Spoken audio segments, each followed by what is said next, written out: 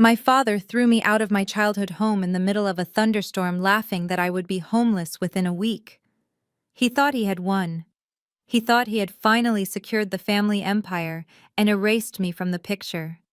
He had no idea that 24 hours later, he would be on his knees in front of me begging for mercy while my billionaire husband, who he did not even know existed, watched with a cold smile. My name is Simone, and I am 35 years old. If you think you know what betrayal feels like, wait until you hear what my own flesh and blood did to me for money. Before I continue this story, let me know where you are watching from in the comments below. Please hit like and subscribe if you have ever had to stand up to a family that underestimated your worth. The humidity in Atlanta was suffocating that afternoon, but it was nothing compared to the stifling atmosphere inside the Gilded Oak. This was my grandmother Beatrice's favorite restaurant, a place where the waiters wore white gloves and the steaks cost more than my weekly grocery budget.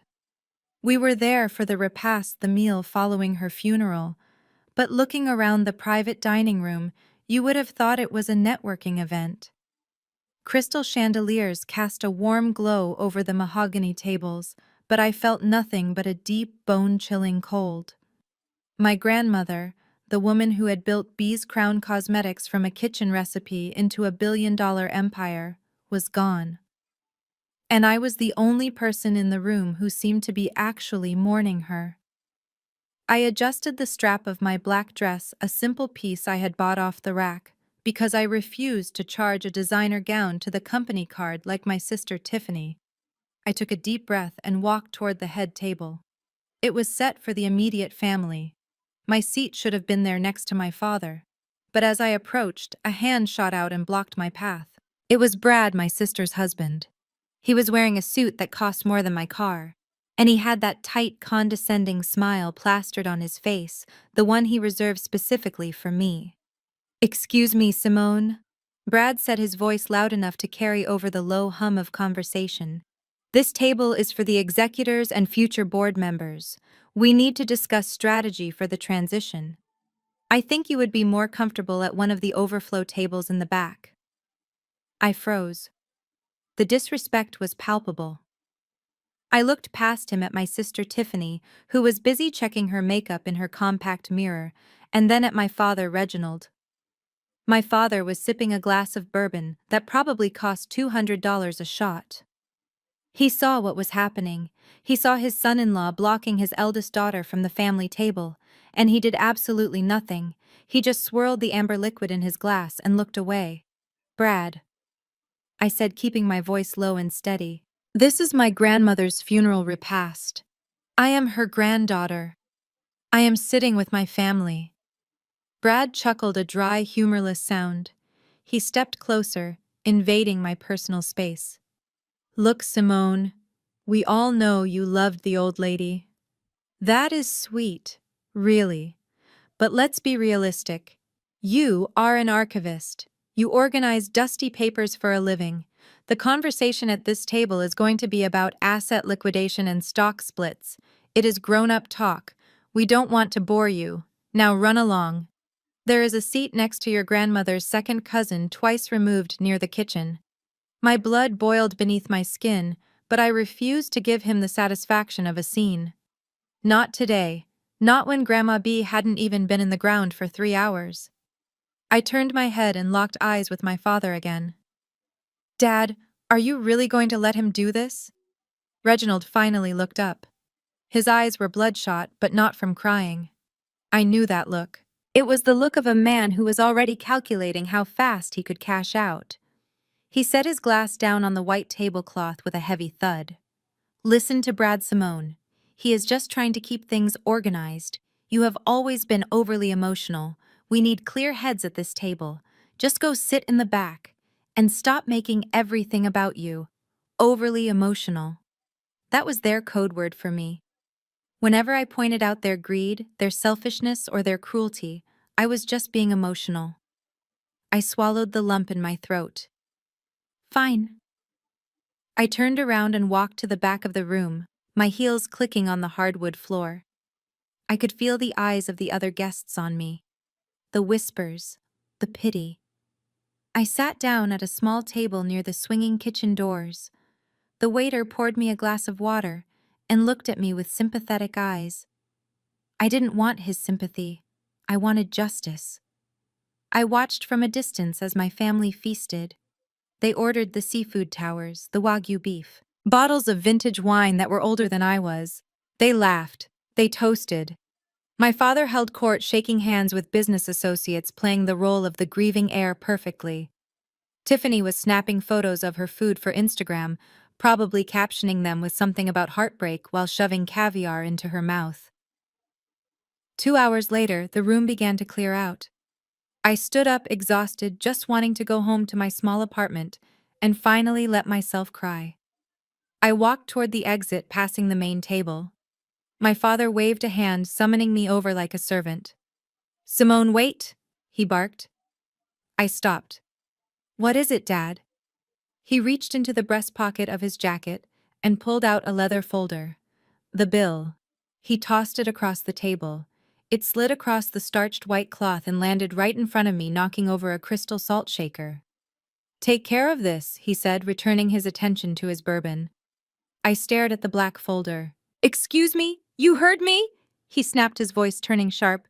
"You sat here for 3 hours. You ate the food. You drank the water. You think this is a charity event, Dad?" I said, my voice trembling slightly. "I had a glass of water and a bread roll. You guys ordered $5,000 worth of wine. Brad ordered the surf and turf for the entire table. And who do you think paid for your college degree?" My father stood up now, looming over me. "Who do you think put a roof over your head for 18 years? You have never contributed a dime to this family business. You went off to work at that museum, playing with history, while we did the hard work of running a company. Consider this your contribution." I looked at the bill. My breath hitched. $15,240. "Dad, I don't have this kind of money," I whispered. "You know how much I make. Not my problem." He sneered. "You want to be part of this family? You pay your dues. I am not supporting freeloaders anymore. Beatrice coddled you, but she is gone now.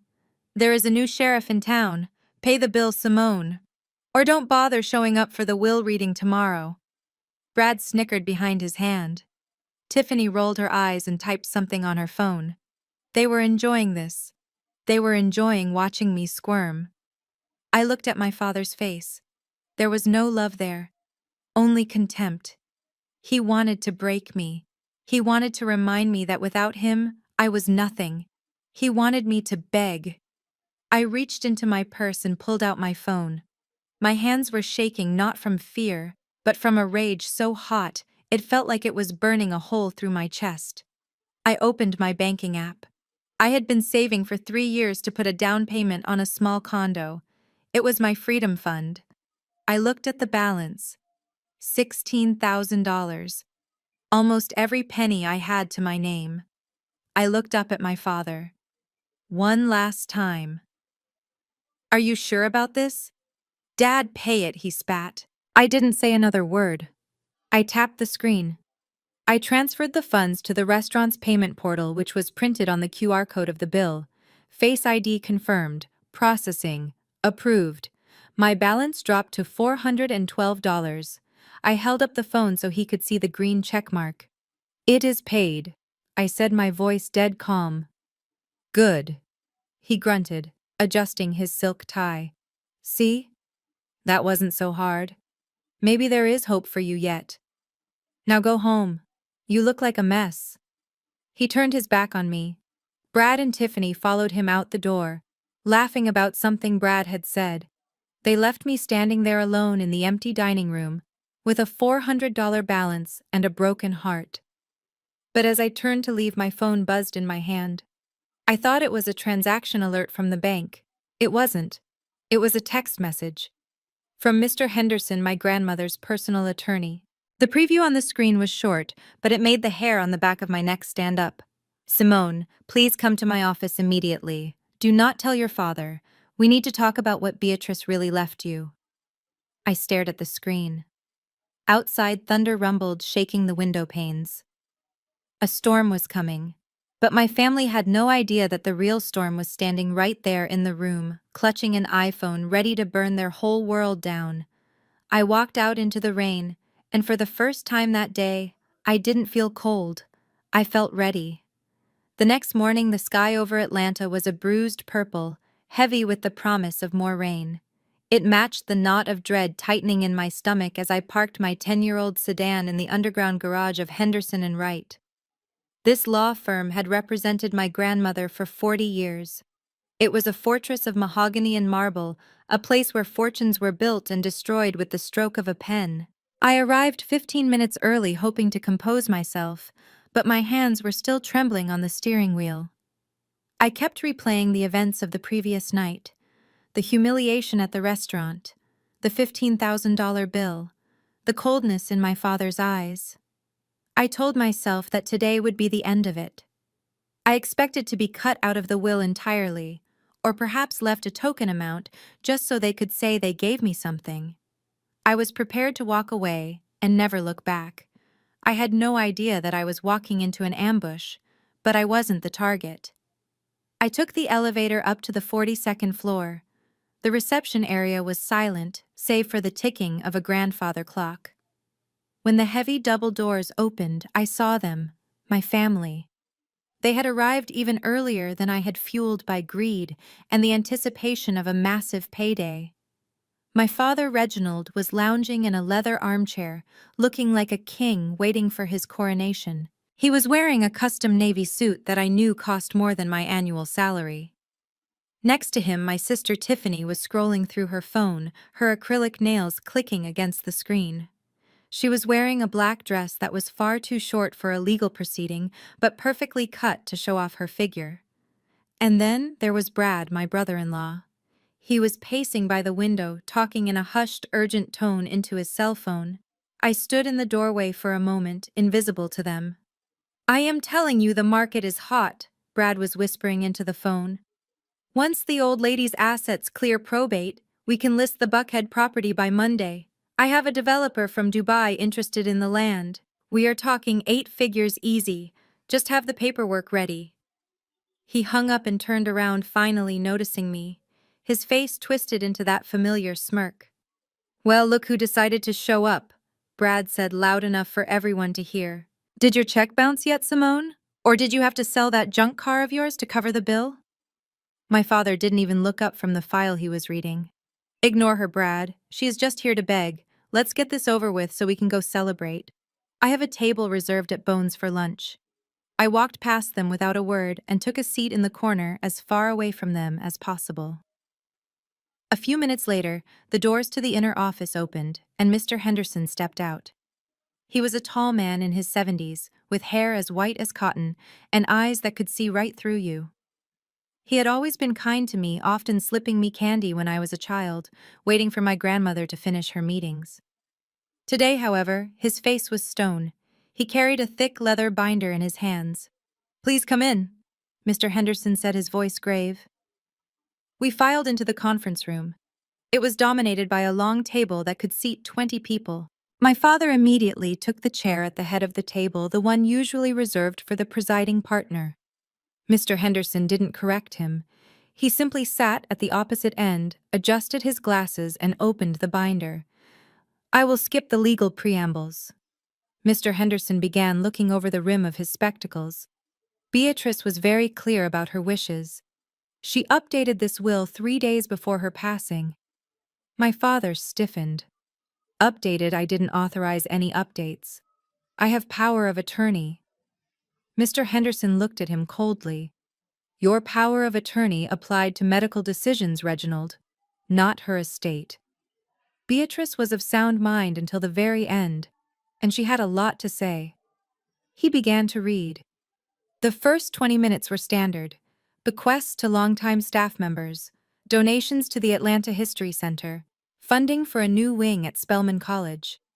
My father tapped his fingers impatiently on the table. Yes, yes, charity is wonderful," Reginald interrupted, checking his gold Rolex.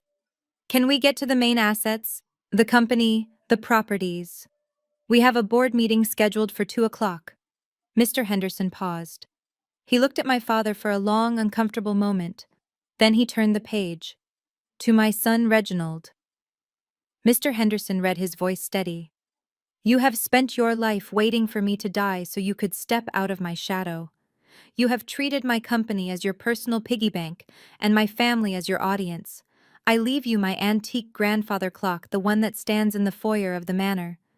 It stopped ticking years ago, just like your contribution to this family. May it remind you that your time is up. The room went dead silent. The only sound was the hum of the air conditioning. My father blinked. He let out a nervous laugh. Is this a joke? A clock? Where is the voting stock? Where is the CEO title? Mr. Henderson ignored him and turned to Tiffany. To my granddaughter Tiffany, he continued. You have always admired the finer things in life, often at the expense of your character. I leave you my entire collection of vintage Hermes and Chanel handbags. They are beautiful, empty containers. I hope one day you realize that you cannot live inside them and they cannot love you back. Tiffany gasped.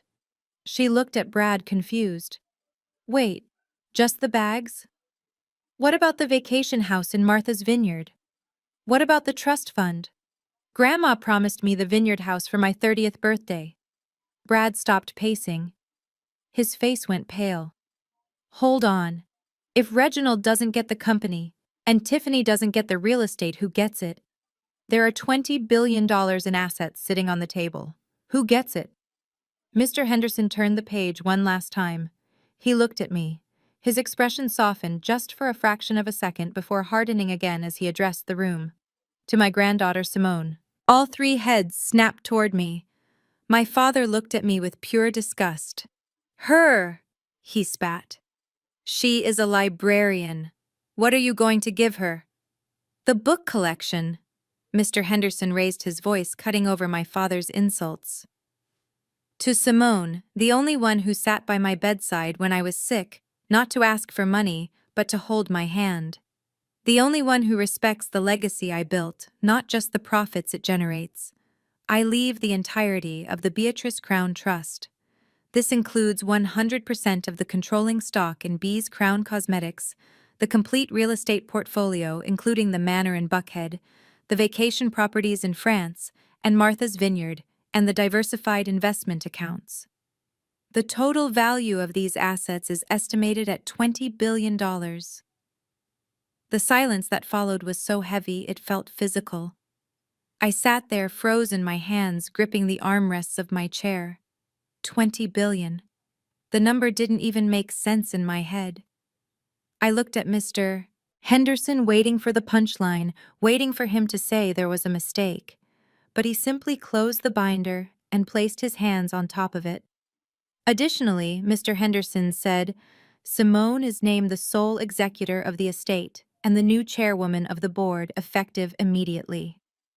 My father made a sound that was somewhere between a growl and a scream. He stood up so abruptly that his heavy leather chair flew backward and crashed into the wall. You lying snake! Reginald roared, his face turning a deep, dangerous shade of purple. He pointed a shaking finger at Mr. Henderson. You forged this. She is senile. She would never give my company to this failure. He turned on me. I saw a flash of violence in his eyes that I hadn't seen since I was a child. He lunged across the table, knocking over a pitcher of water. You manipulated her. Reginald screamed, grabbing the lapels of my blazer. You poisoned her mind against me. You ungrateful little witch. Give it back. Sign it over to me right now. I was too shocked to move. His spit hit my face. His hands were shaking me, his grip painful on my shoulders. Brad was shouting something about legal precedents. Tiffany was screaming. Suddenly, two large men in dark suits burst into the room. They were the firm's security, and they didn't hesitate. One of them grabbed my father by the back of his expensive suit jacket and yanked him off me. Get your hands off her! The guard shouted, pinning my father's arms behind his back. Reginald struggled, kicking and thrashing like a trapped animal. I built that company. It is mine. It is my birthright. Mr. Henderson stood up, calm and composed. He pressed a button on the intercom. Please escort Mr. Brooks and his guests out of the building. and notify the police if they attempt to return. Brad tried to step in using his best salesman voice. Now, wait a minute, let's all calm down. There has obviously been a misunderstanding. Simone, honey, tell them to let your father go. We can discuss this like family. We can split it. We can work something out. I stood up. My legs were shaking, but my voice was surprisingly steady. I looked at Brad, then at Tiffany, and finally at my father, who was panting heavily in the grip of the security guard. I wiped my father's spit off my cheek. There is nothing to discuss, I said. Get out. Reginald stopped struggling. He looked at me, his eyes filled with a hatred so pure it chilled my blood. He stopped shouting. His voice dropped to a low, venomous hiss that echoed in the large room. You think you have won, Simone. You think you can just take what is mine. The security guards began to drag him toward the door. He didn't fight them anymore. He just kept his eyes locked on mine. I will bury you in lawsuits, he snarled. I will drag your name through the mud until you can't get a job sweeping floors. I will take every penny back, and when I am done you will wish you had died with that old woman. The doors slammed shut, cutting off his voice, but the echo of his threat hung in the air heavy and suffocating. I stood alone in the center of the conference room, the sole heir to a $20 billion empire, and realized that the war had just begun. I drove back to my childhood home in a daze, the wipers of my 10-year-old sedan fighting a losing battle against the torrent of rain that had unleashed itself over Atlanta. The drive usually took 30 minutes, but today it felt like an eternity. Every stoplight gave me too much time to think, too much time to replay the look of pure hatred on my father's face. I was now technically one of the wealthiest women in the country, but as I turned onto the tree-lined street where I had grown up, I felt like a trespasser. The house was a sprawling colonial estate, sitting high on a hill with a manicured lawn that was now turning into a swamp under the deluge. It was the house where I had learned to ride a bike, where I had cried over teenage heartbreaks, and where I had spent years trying to be the daughter Reginald Brooks wanted. I pulled into the driveway, the tires crunching on the wet gravel. I just wanted to get into my room, pack my things, and leave. I wanted to disappear into a hotel for a few days until the reality of my inheritance settled in. I parked the car and ran through the rain to the front porch, shielding my head with my purse. I fumbled for my keys, my fingers slippery and cold. I found the brass key, the one I had carried on my keychain since I was 16, and slid it into the lock. It didn't turn. I frowned, wiggling it, thinking maybe it was just stuck. I tried again, harder this time. Nothing. It wouldn't budge. A cold knot formed in my stomach. I pulled the key out and looked at it, then looked at the lock. It looked shiny, new. My heart hammered against my ribs. They couldn't have. It had only been an hour. I rang the doorbell, once, twice. Then I started pounding on the solid oak wood. I knew they were inside. I could see the lights on in the foyer. I could see the shadow of movement behind the frosted glass. Open the door, I shouted over the sound of the thunder. Dad, I know you are in there. Let me in to get my things. The door swung open so abruptly that I almost fell forward. My father stood there. He wasn't wearing his suit jacket anymore. He was in his shirt sleeves, a glass of scotch in his hand. He looked at me, not as a daughter, but as a pest he had been waiting to exterminate. Behind him, the foyer was empty. No Tiffany, no Brad. Just him and a pile of luggage near the door. My luggage. You don't live here anymore, Reginald said, his voice slurring slightly. This is private property. Dad, stop this, I said, water dripping from my hair into my eyes. I just want my clothes. I want my laptop. Let me get my things and I will leave. He laughed, a cruel, hollow sound. Your things. You don't own anything, Simone. You are a thief. You stole my company. You stole my legacy. You think you can just walk back in here and sleep in my house after what you did? He set his glass down on the console table and grabbed the handle of the largest suitcase. It was my vintage leather trunk, the one Grandma Beatrice had given me for graduation. He dragged it to the threshold. You want your stuff? Here. He shoved the heavy trunk with all his strength. It tumbled down the 3 brick steps of the porch and landed with a sickening splash in a puddle of muddy water. The latch popped open on impact, spilling my clothes onto the wet driveway. My silk blouses, my work blazers, my journals all soaking up the brown sludge. "Dad, no!" I screamed, lunging forward to try and save them. He didn't stop. He grabbed 2 cardboard boxes next. My books, my personal files. He threw them out into the rain like he was taking out the trash. The cardboard immediately began to dissolve, my papers scattering in the wind. "This is what you are to me now," Reginald shouted, his face twisted in rage. "Garbage. You are garbage, Simone. You think a piece of paper makes you powerful. You are nothing without me." I fell to my knees frantically, trying to gather my clothes, trying to shove them back into the suitcase. Mud was coating my hands. The rain was soaking through my dress, chilling me to the bone. I looked up at him, tears finally mixing with the rain on my face. "Why do you hate me so much?" I choked out. "What did I ever do but try to make you proud?" He looked down at me with cold, dead eyes. "You were born," he said. "That was your first mistake." Before I could process the cruelty of those words, a shadow appeared behind him. It was Brad. My brother-in-law was leaning against the doorframe, picking his teeth with a toothpick. He looked amused. He looked at the mess on the driveway, then at me shivering in the mud, and smiled. "Rough day, huh, Simone?" Brad drawled. He stepped out onto the porch, staying under the shelter of the overhang. He jingled something in his pocket. By the way, he said, his voice casual. "We were going over the company assets. You know, since you are so concerned with proper ownership now." He pulled a set of keys out of his pocket. "My spare car keys." "That sedan you are driving," Brad said, pointing to my car parked in the driveway. "We checked the records. It is leased under the subsidiary of B's Crown. Technically, it is a fleet vehicle." I stood up slowly, wiping the mud from my hands onto my wet dress. "That is my car, Brad. I have made the payments on the lease for 5 years. It is just under the company plan for the insurance discount." "Technicalities," Brad said, waving a hand dismissively. "The point is, the lease is in the company name, and since your father is currently the acting CEO until the courts say otherwise, he has decided to revoke your vehicle privileges. We can't have a disgruntled former employee driving company property. Liability issues, you understand." He held out his hand. "Give me the keys, Simone." "You have got to be kidding me," I said, my voice rising. "It is pouring rain.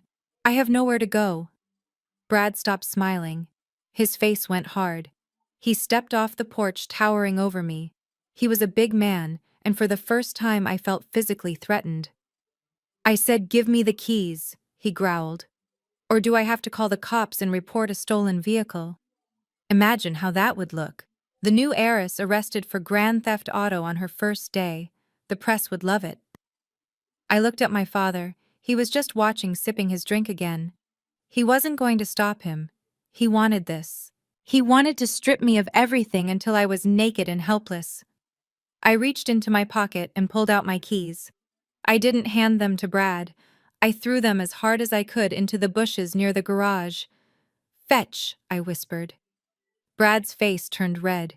"You little—" He lunged for me, but I stepped back. "Get off my property!" Reginald shouted from the door. "If you are not gone in 2 minutes, I am calling the police for trespassing." I looked at them one last time. My father, the man I had worshipped as a little girl. Brad, the man who had married my sister for her money. They were small. They were terrified. And they were dangerous. I grabbed the handle of my soaking wet suitcase. I left the boxes of books. I left the ruined papers. I turned my back on the house that had been my prison for 35 years. I started walking. The driveway was long, winding down the hill toward the main gate. The rain was relentless, stinging my skin like needles. My heels sank into the soft asphalt. My suitcase dragged behind me, heavy with water. I was shivering so hard my teeth chattered, but a fire was starting to burn inside my chest. It was a cold fire, a fire that consumed fear and left only clarity. I reached the iron gates at the bottom of the hill. I pushed the pedestrian exit button, and the heavy gate creaked open. I stepped out onto the public sidewalk. I was alone. I had no car, no home. My clothes were ruined. I looked like a homeless person. A car drove past, splashing water onto my legs, and didn't stop. I walked to the bus stop shelter a few yards down the road. It offered little protection, but it was better than nothing. I sat on the cold metal bench and pulled my phone out of my bra, where I had tucked it to keep it dry. My fingers were numb as I dialed the number. I had saved it under a fake name. Pizza delivery. It rang once. Simone. The voice on the other end was deep, warm, and instantly alert. "Why are you calling me on this line? Is everything okay?" I let out a breath I didn't know I was holding. A sob escaped my throat, but I clamped a hand over my mouth to stifle it. I needed to be strong. "Julian," I said, my voice cracking. "Where are you?" he asked immediately. "I can hear the rain. Are you outside?" "I am at the bus stop near my father's house," I said. He threw me out. He took the car. There was a silence on the other end. A silence that was more terrifying than my father's screaming.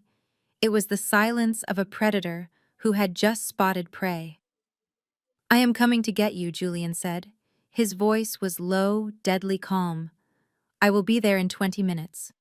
And then I am going to go up to that house, and—" "No," I interrupted. "No, Julian. You can't." "What do you mean, I can't?"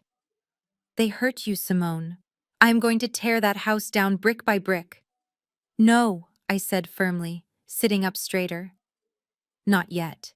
If you show up now, if the world sees Julian Thorne, the tech billionaire, picking up Reginald Brooks's daughter from a bus stop, it changes the narrative. They will say, I am just a gold digger. They will say I manipulated the will because I had a rich boyfriend backing me." "I don't care what they say," Julian argued. "You are my wife. You are cold and you are on the street." "I know," I said, watching the rain create rivers in the gutter. "And I love you for wanting to save me. But I don't want to be saved, Julian. I want to win." I took a deep breath. "If we want to beat them, we have to play this perfectly. They think I am weak. They think I am broken. They think I am walking to a motel right now to cry myself to sleep. Let them think that. Let them think they have won the battle." "So what do you want me to do?" Julian asked. "Come get me," I said. "Take me to the manor. Grandma left it to me. It is empty. The staff doesn't know who I am yet. I want to go there. I want to disappear for tonight. And tomorrow. Tomorrow we go to war. But I need you to stay in the shadows for a little longer. Can you do that for me?" There was a pause. I could hear him breathing. I could imagine him pacing in his office, looking out at the skyline, his fists clenched. 20 minutes, Julian said. "Look for the black SUV. And Simone." "Yes. I am going to make them pay for every drop of rain that touched you tonight." He hung up.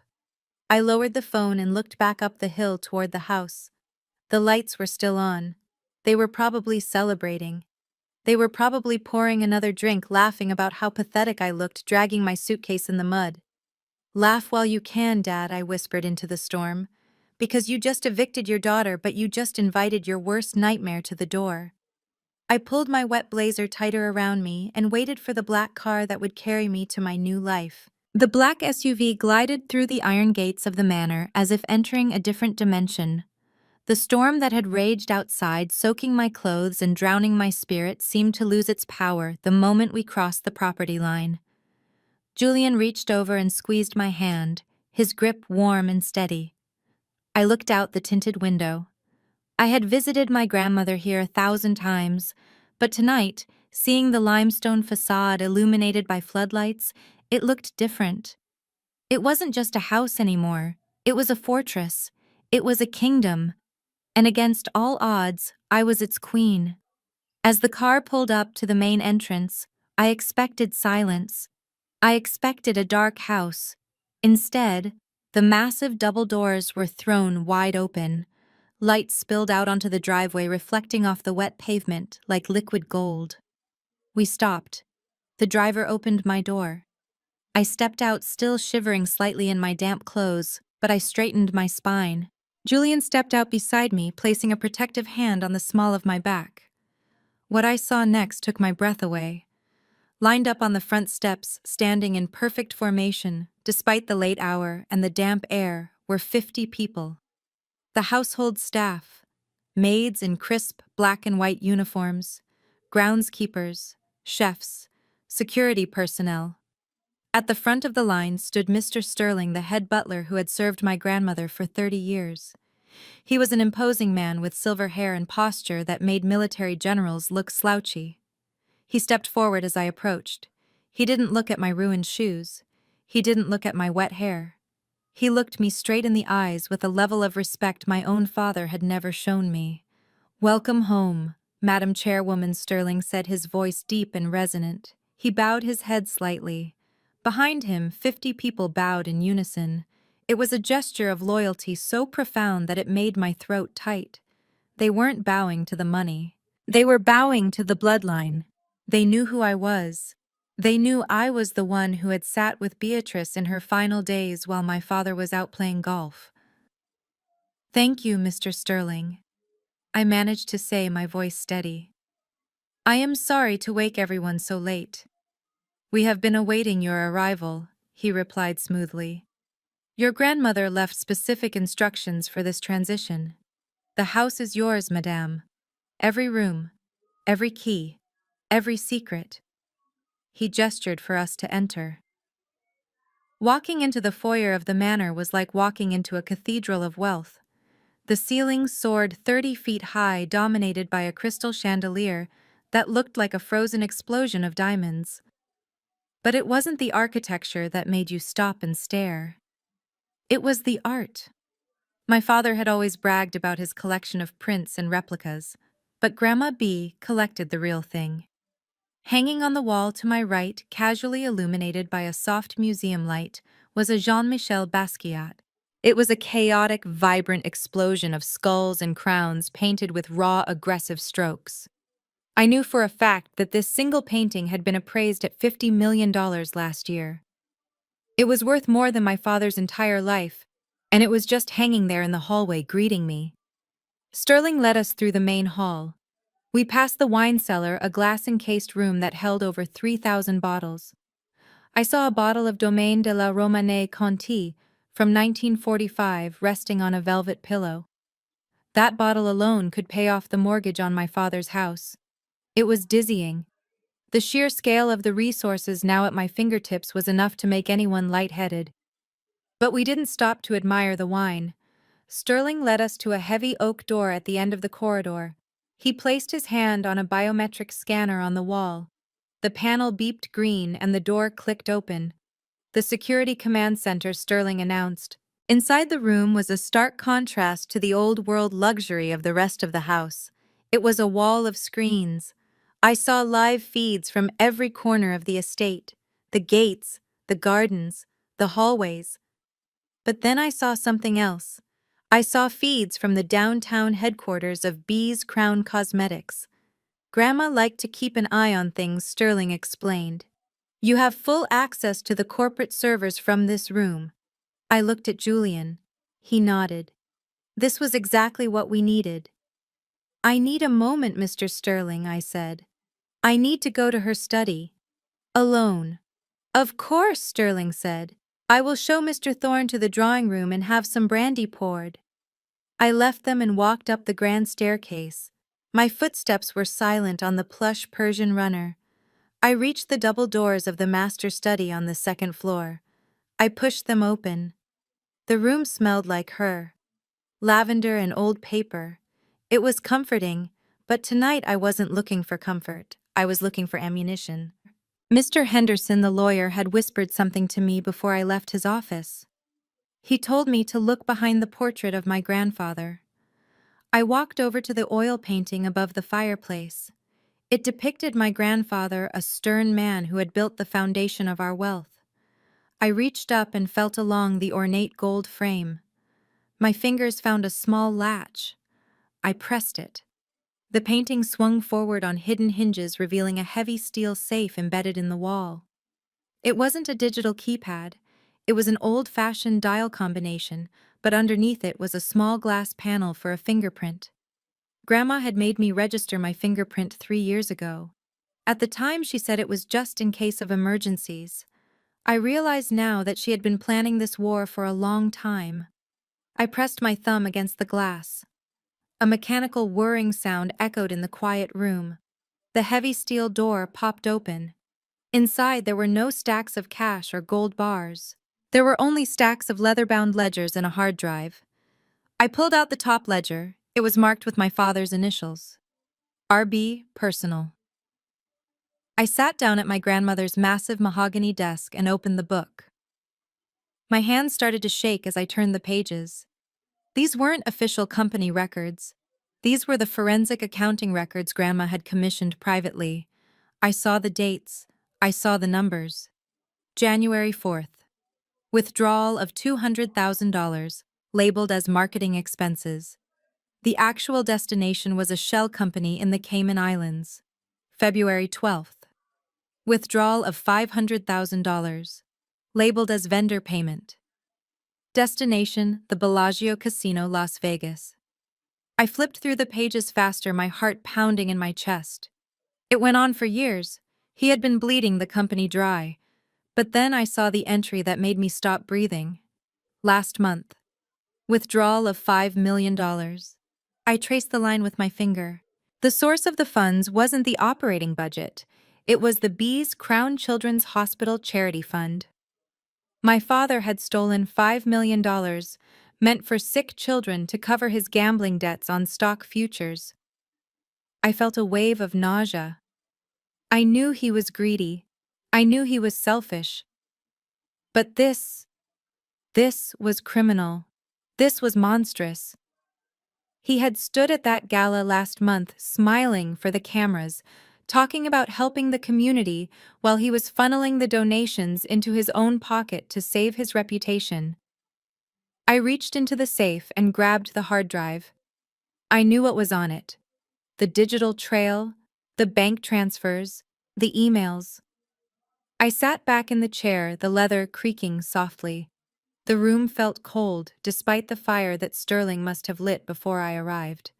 I looked up at the portrait of my grandfather, and then at the empty chair, where my grandmother used to sit. She knew. She knew he was a monster, and she had gathered the evidence piece by piece, waiting for me to be ready to use it. The door to the study opened quietly. Julian walked in. He had discarded his jacket and rolled up his sleeves. He looked at me, then at the open safe, then at the ledger open on the desk. He didn't ask if I was okay. He walked over and stood behind me, looking down at the numbers. He stole from the charity, I whispered, my voice sounding hollow in the large room. $5 million, Julian. He stole from kids with cancer. Julian placed his hands on the back of the chair, leaning down so his cheek was next to mine. Then we don't just take his money, Julian said, his voice dark and final. We take his freedom.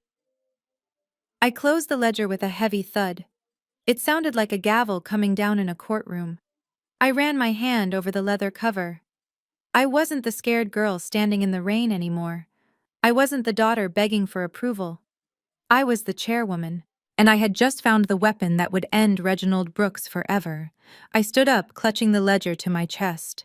Mr. Sterling, I called out, pressing the intercom button on the desk. Yes, madam, his voice came back instantly. Prepare the guest suite for my husband, I said, looking at Julian. And Sterling, call the head of our legal team. Wake them up. Tell them to meet me here in 1 hour. We have a forensic audit to review. Very good, madam. I looked at the Basquiat painting on the far wall one last time. The crown in the painting seemed to glow. I walked out of the study, leaving the door to the safe wide open. There was no need to hide anything anymore. The truth was out, and it was going to burn my father's world to ash. The morning sun filtered through the silk curtains of the master suite, casting long beams of light across the Egyptian cotton sheets. For a brief second, between waking and remembering, I felt peace. I was in my grandmother's house, safe within the limestone walls of the manor. But the illusion shattered the moment I heard the low, rhythmic thumping sound coming from somewhere above the roof. It sounded like a war zone. I sat up, pushing the heavy duvet aside, and walked to the French doors that opened onto the balcony. I didn't step out. I just peered through the gap in the curtains. Hovering directly over the estate were two news helicopters, their cameras pointed down at the gardens like weapons.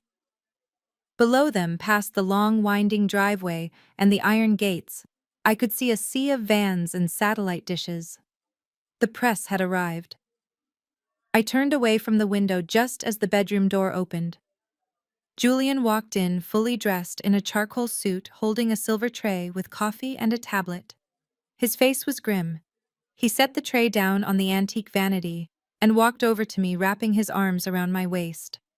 He didn't say good morning. He just held me tight, as if trying to physically shield me from what was happening outside. "Don't look at your phone," Julian said softly into my hair. "Just drink your coffee. Take a shower. Let me handle the noise." I pulled back slightly to look at him. "Julian there? Our helicopter's over the house. What is going on?" He sighed, running a hand over his trimmed beard. "It is Tiffany. She went live on Instagram about an hour ago. It is trending. Hashtag Justice for Grandma B is the #1 topic in the country right now." My stomach dropped. I walked over to the vanity and grabbed the tablet before he could stop me. I didn't have to search for it. It was everywhere. My sister's face filled the screen. She was sitting in her bedroom wearing no makeup, her hair tied back in a messy bun. She was wearing an oversized gray sweatshirt that made her look small and fragile. It was a costume. Tiffany wouldn't be caught dead without contouring even to check the mail. This was a performance. I pressed play. "Hey guys," Tiffany whispered to the camera, wiping away a tear that looked suspiciously well-timed. "I haven't been on here in a few days because, well, my family is going through a nightmare. You all know my grandmother passed away recently. We thought that was the worst part. But we were wrong." She paused, taking a shaky breath, looking directly into the lens. "I didn't want to say this. I wanted to protect my sister. But I can't stay silent anymore. Yesterday we found out that my sister Simone forced our grandmother to change her will 3 days before she died." I gripped the edge of the tablet so hard my knuckles turned white. "Grandma was confused at the end." Tiffany continued, her voice trembling. "She didn't know who people were.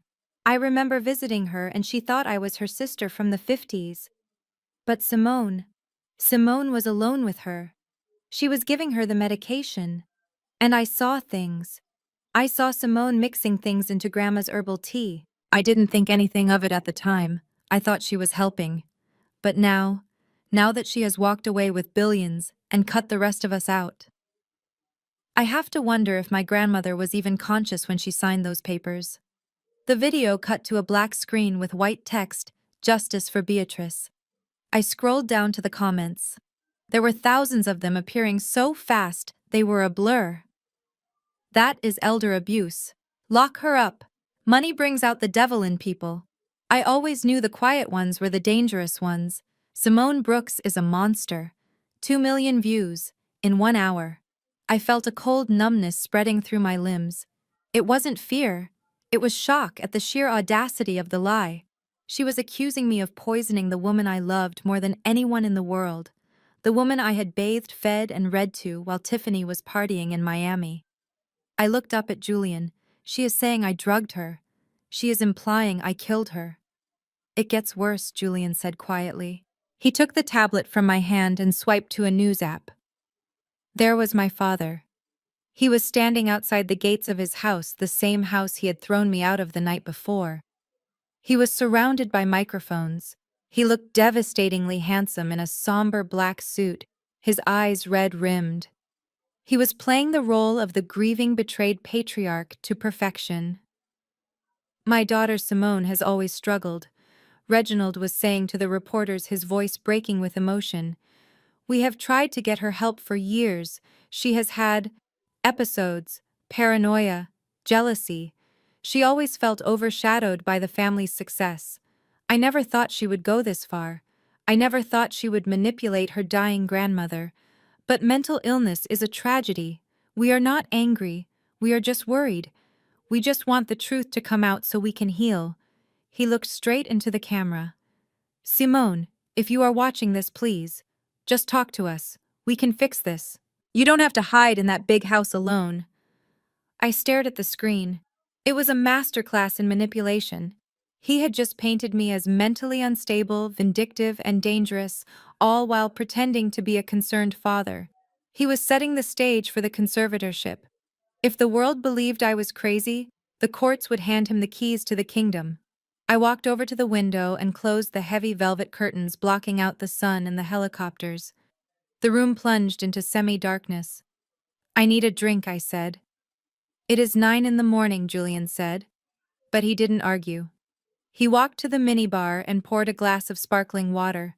I ignored it and walked out of the room. I walked barefoot down the grand hallway, past the Basquiat, past the portraits of ancestors who would be rolling in their graves if they saw this circus. I went straight to the security command center on the first floor. Mr. Sterling was already there, standing rigid by the wall of monitors. The room was humming with the sound of cooling fans and low chatter from the security team. When I entered, the chatter stopped. Every head turned to me. They had seen the news. They had seen the accusations. "Good morning, Madam Sterling," said his voice unwavering. "The perimeter is secure. We have requested police assistance to clear the paparazzi from the main road, but they are citing freedom of the press." I walked over to the main control desk and sat down in the leather chair. I looked at the screens. Screen 1 showed the mob outside the gate. Screen 2 showed the news feed of my father. Screen 3 showed Tiffany's Instagram, the view count now climbing to 2.5 million. "I am not crazy, Sterling," I said, looking at the monitor where my sister was fake crying. "We know," Madame Sterling replied instantly.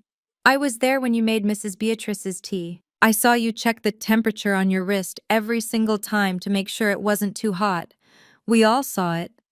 I looked at him, gratitude washing over me. But the world didn't see it. The world saw what my family wanted them to see. Julian entered the room behind me. He had a bottle of vintage Pinot Noir from the cellar and 2 crystal glasses.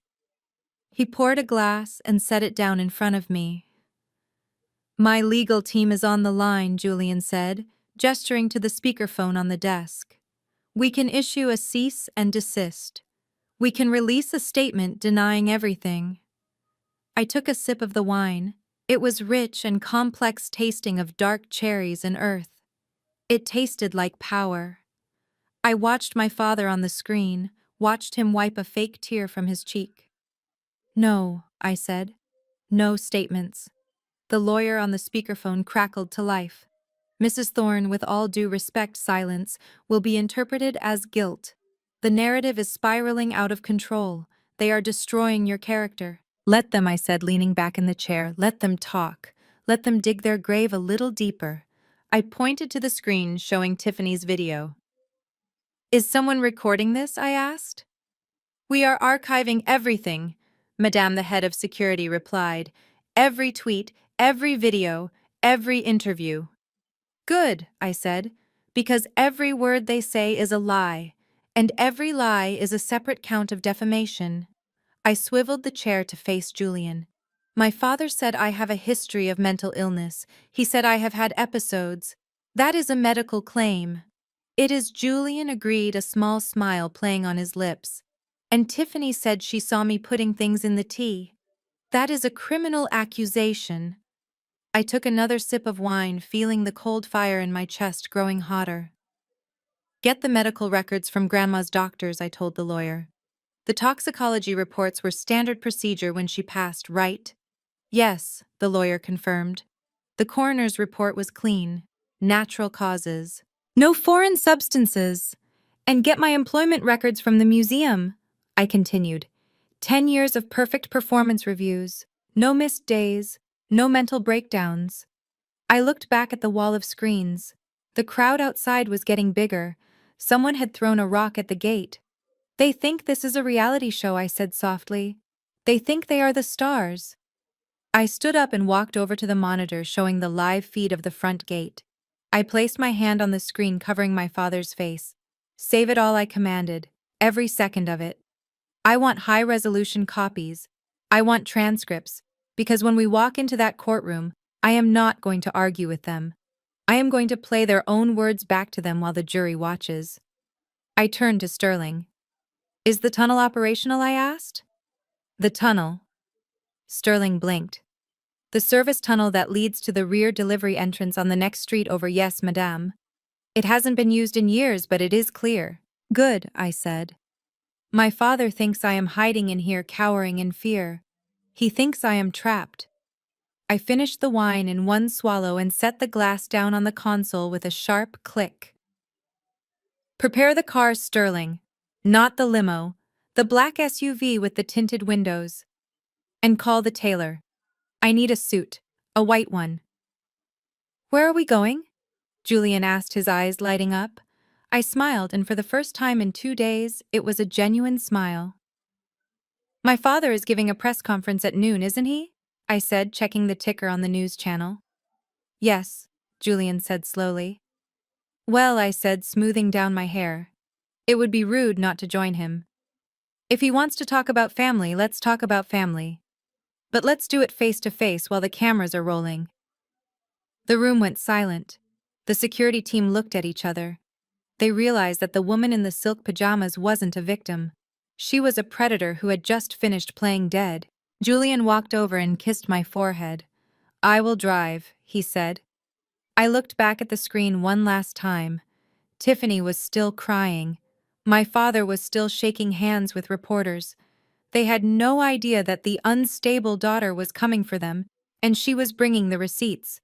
Save the footage, I repeated to the security team. Save every single frame.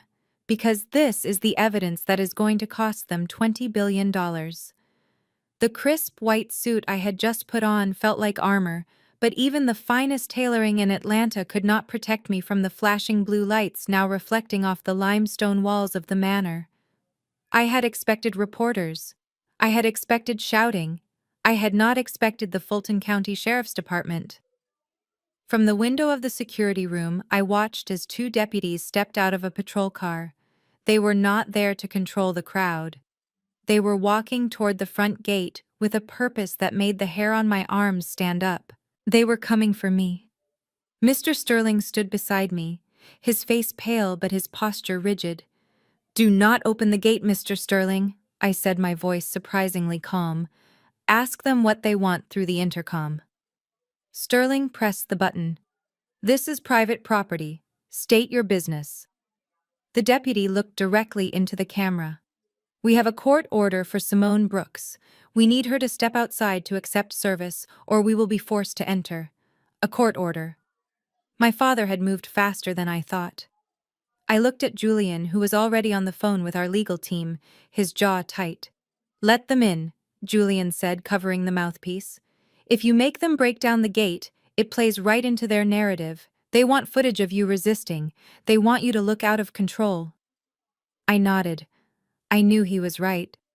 Open it, Sterling. I walked to the front door, my heels clicking on the marble floor. I could feel the cold fire in my chest expanding. They were trying to humiliate me in my own home.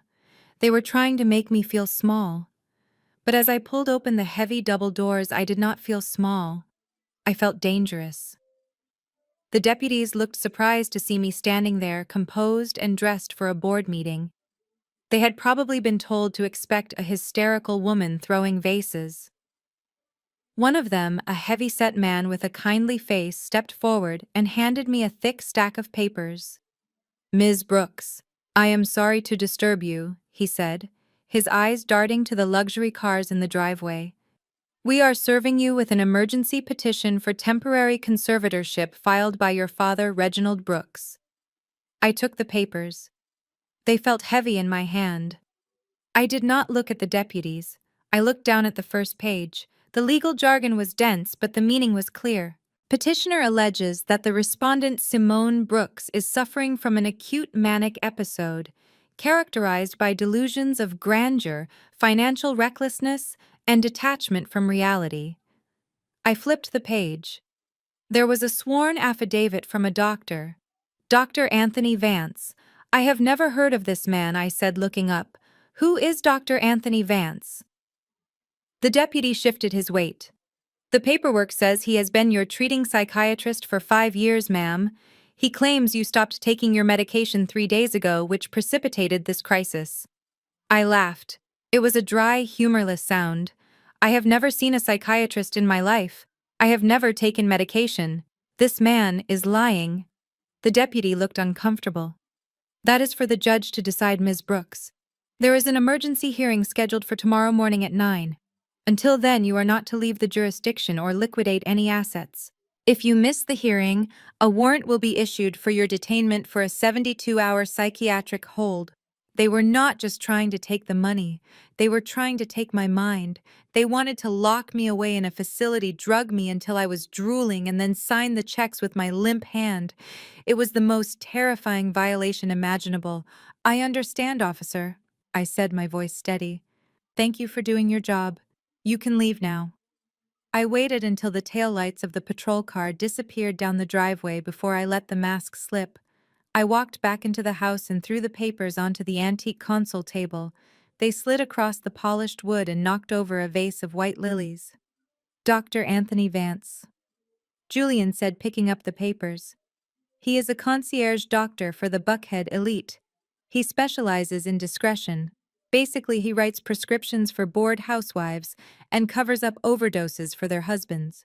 He is a gun for hire. And Brad hired him, I said. My father does not know how to find a man like that. My father thinks therapy is for weak people. This has Brad's fingerprints all over it. I paced the length of the foyer. Brad, my brother-in-law, the man who smiled at me at Thanksgiving dinner while making jokes about my salary, the man who treated my sister like a trophy and my father like a bank. He was the architect of this. Reginald was the face because he was the father, but Brad was the one pulling the strings. He was the one desperate enough to risk a felony fraud charge because he needed access to the liquid cash in the estate. Why, I asked out loud. Why is he so desperate? I know he is greedy, but this is reckless. Faking medical records is a prison sentence if he gets caught. He is panicking. Why? Julian was already typing on his laptop. I told you I had my team run a background check on everyone. Brad calls himself a real estate developer, but he is really just a house flipper with a gambling problem. He is leveraged to the hilt. Julian turned the screen toward me. Look at this. He has 4 luxury flips sitting on the market right now. Interest rates went up and nobody is buying. He took out hard money loans to finance the renovations. High-interest short-term loans. And the balloon payments are due. He tapped a key. Next week. I stared at the screen. The numbers were staggering. Brad owed $12 million to a private lender. If he did not pay by next Friday, he would lose everything: his own house, his cars, his reputation.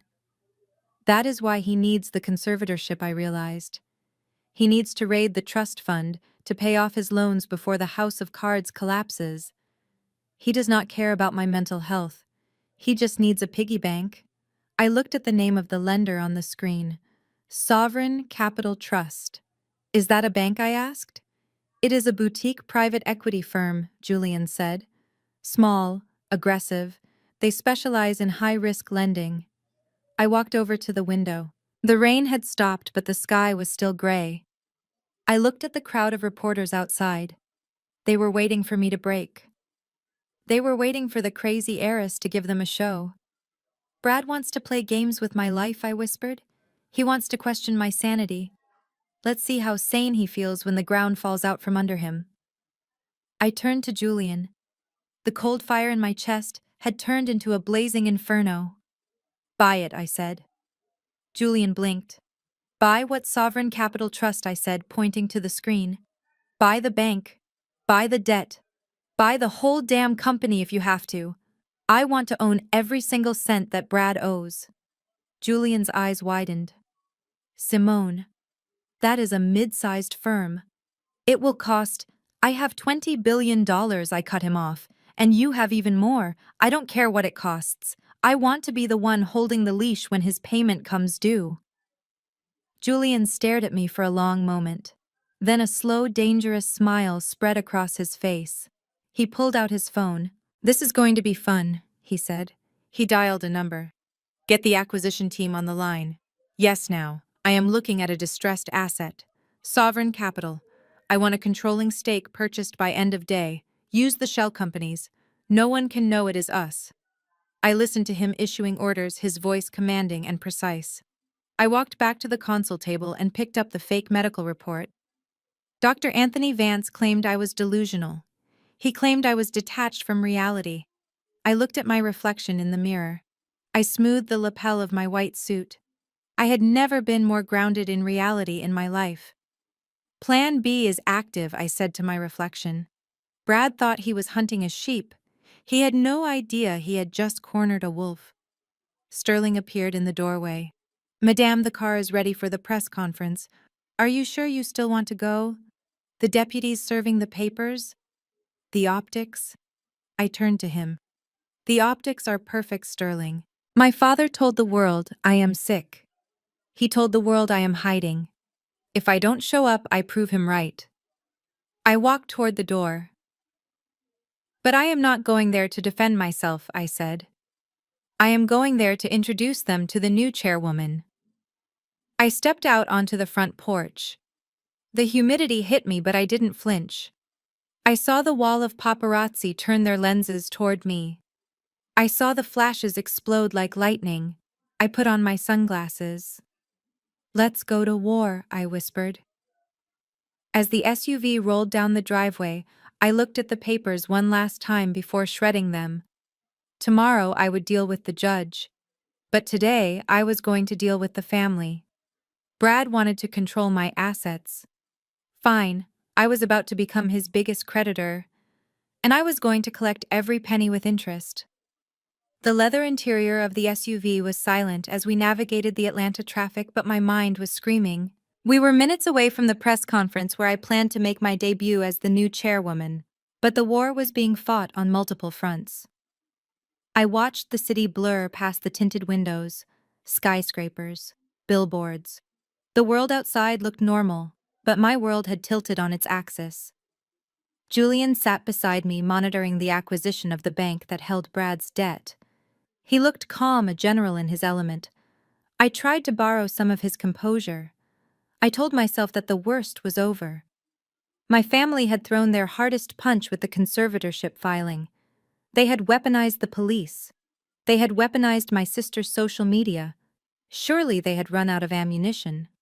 I was wrong. My phone vibrated against my thigh. It was a news alert from the Atlanta Journal-Constitution. I usually ignored them, but the headline made my blood run cold. It did not mention my father. It did not mention Tiffany. It mentioned the one person outside of this car that I trusted with my life. Exclusive. Childhood best friend of heiress Simone Brooks speaks out. Confirms mental health struggles. I felt the air leave my lungs. No, not her. Anyone but her. I tapped the link with trembling fingers. A video player loaded. There, sitting in a studio chair with perfect lighting, was Monique. Monique, who I had shared a dorm room with in college. Monique, who had held my hair back when I got food poisoning on spring break. Monique, who knew every secret, every insecurity, every scar my family had inflicted on me. She looked sad. She looked reluctant. It was a perfect performance. "I love Simone like a sister," Monique said to the interviewer, wiping a delicate tear from her cheek. "That is why this is so hard for me. But I cannot sit back and watch her destroy herself." The interviewer leaned in. "So you agree with her father's assessment? Do you believe she is experiencing a break from reality?" Monique sighed, looking down at her hands. "Simone has always lived in a fantasy world. She has always been fragile. She used to call me late at night talking about how the walls were closing in on her. She has always been jealous of her sister Tiffany. It became an obsession, really. She would say things like, 'I should be the one on the magazine covers. I should be the one with the trust fund.' 'Liar,' I whispered at the screen. My voice was so tight it hurt. Liar. I never wanted the fame. I never wanted Tiffany's life. I just wanted to be seen. Monique continued, her voice gaining confidence.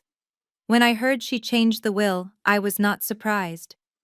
Simone has a way of twisting reality to fit her narrative. She probably believes she deserves that money. But she is not well. She needs help. She needs her father to step in and take control before she hurts herself or someone else. The video ended. I dropped the phone. It slid off the leather seat and hit the floor mat with a thud. I stared straight ahead, my vision blurring. This pain was different from what I felt with my father. My father had always been a monster. I expected his cruelty. But Monique was my sanctuary. She was the one person who told me I was sane when my family tried to gaslight me. To hear my own vulnerabilities, my private fears twisted and weaponized against me by the person who was supposed to protect them felt like a physical knife in the gut. Julian picked up the phone. He watched the video, his face darkening with every second. He did not say a word. He just started typing on his laptop, his fingers flying across the keys. "Check her accounts," I said. My voice sounded dead even to my own ears. "I am already doing it," Julian replied, his voice low and dangerous. I knew my father. He did not have friends, he had transactions. He did not inspire loyalty, he purchased it. If Monique was sitting in that chair saying those words, there was a price tag attached to it. "Here it is," Julian said, stopping typing. He turned the laptop toward me. I looked at the screen. It was a bank transfer record obtained through the forensic access we had to the family accounts. Yesterday afternoon at 4:30 p.m., a wire transfer from Reginald Brooks's personal shell company. Destination: the Monique Daniels small business account. The amount: $50,000. I laughed. A bitter, jagged sound that scratched my throat. $50,000. That was the price of our friendship. That was the cost of 15 years of secrets. My father had bought my reputation for the price of a luxury car, and Monique had sold me out to save her failing boutique. She was struggling, I said, staring at the number. She told me last week that rent was due, and she didn't know if she could make payroll. I told her I would help her once the estate settled. I told her I would be there for her. She didn't want to wait, Julian said softly. He offered a cash injection now. She took the sure thing. I reached for my phone. I dialed Monique's number. "Simone, don't," Julian warned. "I have to hear her say it," I said. The phone rang 3 times. Then she picked up. "Simone." Her voice was shaky. "Look, I know you saw it." "Why?" I asked. Just one word. "Why?" Silence on the other end. Then a sigh. A heavy, resigned sigh. "He offered to clear my business loans, Simone. He offered to pay off my student debt. Do you know what that means for me? I was drowning. You have billions now. You will be fine. You can hire the best lawyers. You can fight them. But I was going to lose everything. So you decided to help them take my freedom." I said, my voice trembling with rage. "You decided to help them lock me up in a psych ward. You know I am not crazy, Monique. You know exactly what they did to me growing up." "I know," Monique whispered. "I am sorry, Simone. It is just business. I had to choose myself. It is just business." The same words my father used when he threw me out. The same words Brad used when he tried to take my car. I took a deep breath. The tears that had been threatening to fall evaporated. The heat in my chest returned hotter than before. It burned away the sadness. It burned away the betrayal. It left only clarity. "You are right, Monique," I said, my voice turning into ice. "It is just business. And you just made a very bad business decision." I hung up. I blocked the number. I deleted her contact. I looked at Julian. "Is the bank acquisition complete?" I asked. He looked at me, assessing my state. He saw the shift. He saw the girl who wanted to be loved disappear and the woman who wanted to win take her place. "We close in 10 minutes, Julian said. "We will own Sovereign Capital Trust by the time we reach the press conference." "Good," I said. "And Monique's business loan." Who holds that note? Julian typed for a second. It is a small business administration loan serviced by, well, would you look at that? It is serviced by a subsidiary of Sovereign Capital. I smiled. It was not a happy smile. It was a shark smile. So once we buy the bank, we own her debt too, I said. Technically, yes, Julian said. We could call it in. We could foreclose on her inventory. Do it, I said, immediately. I want her shop boarded up by tomorrow morning. I want her to realize that $50,000 from my father does not cover the cost of betraying me. Julian nodded. Consider it done. I looked out the window again. We were pulling up to the venue. The crowd was massive. I could see the satellite trucks. I could see the posters my father's team had printed with his face on them. I felt a strange sense of peace. The last tether to my old life had just been severed. Monique was the last piece of the old Simone, the weak Simone who needed validation. Now, I had no one left to lose. I had no one left to protect. I checked my reflection in the rearview mirror. The white suit was spotless. My makeup was flawless. My eyes were dry. They took my mother from me, I whispered to the glass. They took my home. They took my best friend. They think they have isolated me. I turned to Julian. They forgot one thing I said. What is that? He asked, kissing my hand. They forgot that I am the one holding the checkbook now, I said. The car stopped. The security team opened the doors. The flashbulbs exploded, blinding and relentless. I stepped out into the chaos, not as a victim, but as a tyrant in the making. My father was inside, probably rehearsing his speech about his poor, sick daughter. He had no idea that his poor, sick daughter had just authorized the purchase of his destruction. I walked up the steps toward the entrance. Every click of my heels was a countdown. The betrayal hurt, yes. It felt like an amputation. But I realized something as I walked through those doors. You do not need friends when you have an empire, and you do not need loyalty when you have leverage. I was done looking for love. I was looking for liquidation, and today everyone was going to pay. My phone sat on the marble kitchen island, vibrating with a persistence that demanded attention. The screen flashed a name I had not expected to see so soon. Dad. I stared at it for a long moment, letting it buzz against the cold stone. Julian stood by the espresso machine, watching me over the rim of his cup. He did not say anything. He knew that whatever happened next had to be my decision.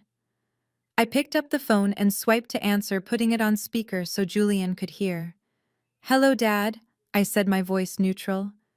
"Simone, honey." The voice that floated out of the speaker was not the snarling beast who had thrown me out into the rain. It was not the weeping victim I had seen on the news.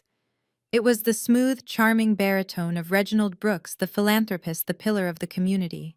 It was the voice he used when he wanted to close a deal. "I have been doing a lot of thinking since yesterday," he continued. "I was angry. You were angry.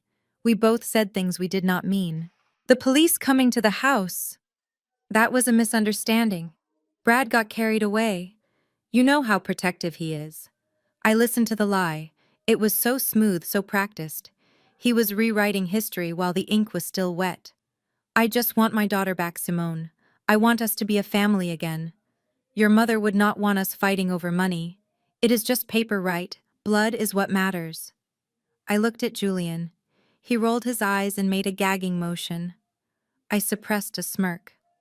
"What do you want, Dad?" I asked. "I want you to come home for dinner tonight," he said. "Just a quiet family dinner. Me, you, Tiffany, and Brad. Let's sit down, break bread, and figure this out. I have a proposal that I think will make everyone happy. I am ready to forgive you, Simone. I am ready to welcome you back. Forgive me." The audacity was breathtaking. He had stolen millions from charity. He had tried to have me committed to a psych ward. And now he was offering me forgiveness. "That sounds interesting," I said. "Interesting. What time?" 7 o'clock, he said quickly. "Don't be late. And Simone, come alone. We don't need lawyers involved in a family dinner." I hung up. The silence in the kitchen was heavy. He is lying, Julian said, setting his cup down. Of course he is lying, I replied, walking over to the window that overlooked the estate grounds. He does not want a family dinner, he wants a surrender ceremony. I walked over to the security console in the corner of the room. I pulled up the live feed from the hidden cameras we still had access to inside my father's house. The cameras Grandma B had installed years ago to keep an eye on the staff but never told anyone about. I zoomed in on the dining room. There were caterers setting up, not for a dinner for four. There were 3 round tables. I switched to the living room camera. There were lighting rigs being set up, microphones. I zoomed in on a clipboard sitting on the coffee table. I could read the guest list, the board of directors of B's Crown, the senior partners of the law firm, and at the bottom of the list, highlighted in yellow, the editorial board of the Atlanta Business Chronicle and a camera crew from CNN. He is not inviting me to dinner, I said, pointing at the screen. He is inviting me to a public execution. He is going to ambush me with the board and the press. He is going to put a settlement agreement in front of me and pressure me to sign it while the cameras are rolling so he can look like the benevolent patriarch saving his unstable daughter. Julian stepped up behind me and looked at the screen. So we don't go, he said. We stay here.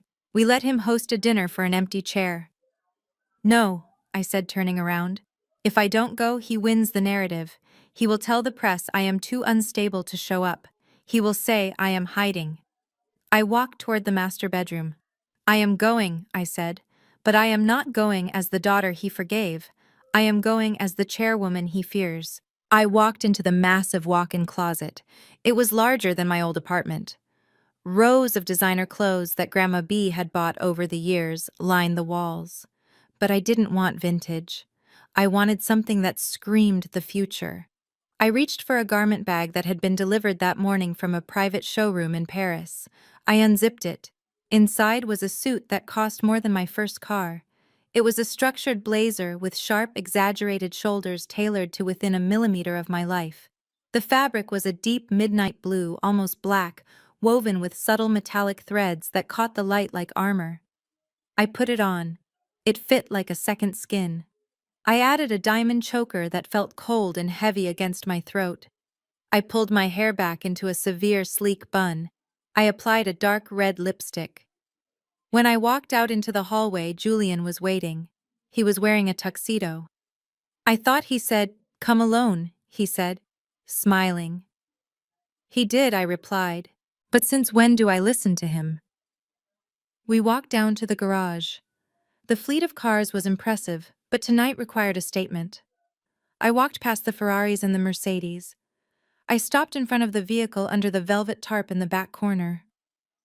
Grandma's Phantom, I whispered. It was a Rolls-Royce Phantom, custom built, two-tone silver and black. It was a tank wrapped in luxury. It was the car she used to take to hostile takeovers. Sterling pulled the tarp off. The Spirit of Ecstasy hood ornament gleamed under the garage lights. "Prepare the car, Sterling," I said, "and tell the security team to follow in the escort vehicles. We are going to make an entrance." The drive to my father's house was smooth and silent. The Phantom floated over the potholes that my old sedan used to crash into. I sat in the back seat watching the familiar streets pass by. My heart should have been pounding. I should have been terrified. But I felt nothing but a cold, razor-sharp focus. We turned onto the street leading to the estate. As I expected, the street was lined with news vans. My father had leaked the reconciliation dinner to the press. They were waiting to catch a glimpse of the prodigal daughter returning to beg for forgiveness. When the massive silver grille of the Rolls-Royce came into view, the photographers went wild. Flashes exploded against the tinted glass. I didn't flinch. We pulled up to the gate, the same gate I had walked out of in the rain yesterday. The guard recognized the car. He looked confused, terrified even. He opened the gate immediately. We drove up the winding driveway. The rain had washed away the mud from yesterday, leaving the asphalt clean and black. When we reached the top of the hill, the house was blazing with light. The front door was open. I could see people inside. Suits, dresses, champagne glasses. "This is not a dinner party," Julian said from beside me. This is a coronation. For him, I said. Or so he thinks. The driver opened my door. The suicide doors of the Phantom swung wide. I stepped out. The gravel crunched under my heels. I didn't wait to be announced. I walked up the front steps, Julian a step behind me, looking like my royal guard. I walked through the open front door. The chatter in the foyer died instantly. My father was standing in the center of the room holding a glass of champagne, holding court with 3 members of the board. He looked up. His smile froze. He had expected a broken girl in jeans. He had expected red-rimmed eyes. Instead, he saw a woman in a $20,000 suit, wearing diamonds that cost more than his mortgage, standing tall and unbroken. He saw the Rolls-Royce in the driveway behind me.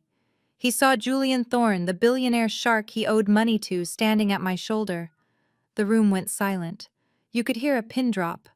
The reporters in the corner lowered their cameras for a second, stunned by the visual. "Hello, Dad," I said, my voice projecting clearly across the room. Reginald recovered quickly. He was a showman after all. He spread his arms wide, forcing a smile that didn't reach his eyes. "Simone, you made it. And you brought a guest." He looked at Julian nervously. "Mr. Thorne, I didn't realize you were acquainted with my daughter." I walked past him, ignoring his open arms. I walked straight to the center of the room where the cameras were set up. I turned to face him. "Acquainted is one word for it," I said. I looked around the room. I made eye contact with the board members who had ignored me for years. I looked at the reporters who had printed his lies this morning. "You said you wanted a family dinner, Dad?" I said, gesturing to the crowd. "But this looks like a board meeting." Reginald chuckled, a nervous sound. "Well, since everyone is here, I thought we could kill 2 birds with 1 stone. I have the papers drawn up, Simone. The settlement. It ensures you are taken care of for life. A monthly allowance, a nice house. All you have to do is sign over the voting rights to the company so the adults can get back to business." He gestured to a lawyer who stepped forward with a thick document and a gold pen. "Just sign it, honey," Reginald said, his voice dropping to that fake soothing tone. "Let's end this nightmare. Let's heal." I looked at the document. Then I looked at the camera crew. The red light was on. We were live. I took the document from the lawyer. My father exhaled. He thought he had won. He thought the pressure of the room, the cameras, the board would crush me. I looked at the paper. Then I looked at him. "You are right, Dad," I said. "We should end this nightmare." I ripped the document in half. The sound of the tearing paper was like a gunshot in the quiet room. Reginald's face turned purple. "What are you doing?" he hissed. I ripped it again, and again, letting the pieces fall to the floor like confetti. "I am not here to sign your settlement, Dad," I said, my voice rising so everyone could hear. "I am here to accept your resignation." "Resignation?" he sputtered. "You are insane. You are sick." I smiled. And that is when I signaled Julian. He pulled a remote from his pocket and pointed it at the large television screen mounted above the fireplace, the one my father used to display his stock market wins. The screen flickered to life, but it wasn't stocks. It was a video, a grainy black and white video from a security camera. It showed a man sitting at a computer in the middle of the night transferring funds.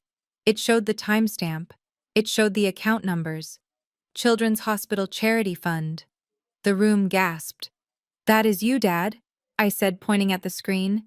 "Stealing $5 million from kids with cancer to pay your gambling debts." Reginald lunged for the remote, but Julian stepped in front of him, blocking him with a wall of muscle. I turned back to the cameras. "My father called you here to witness me giving up," I said, "but I invited you here to witness the truth. Reginald Brooks is no longer the CEO of B's Crown.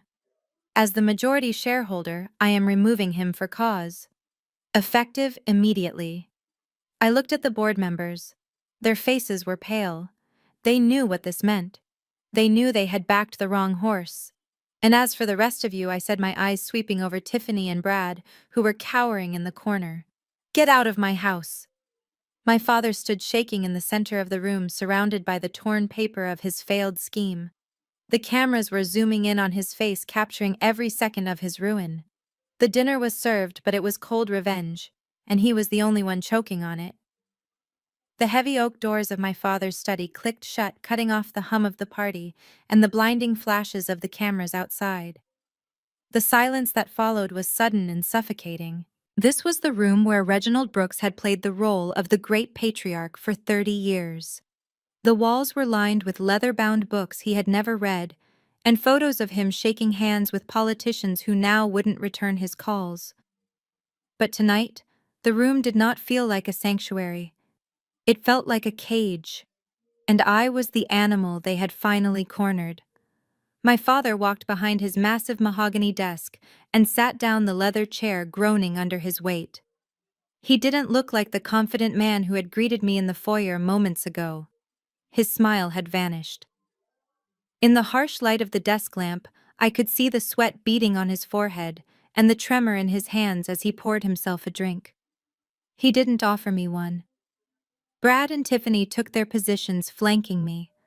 Brad leaned against the door, crossing his arms over his chest in a posture meant to be intimidating. Tiffany sat on the edge of the sofa, nervously picking at the sequins on her dress. They were closing ranks.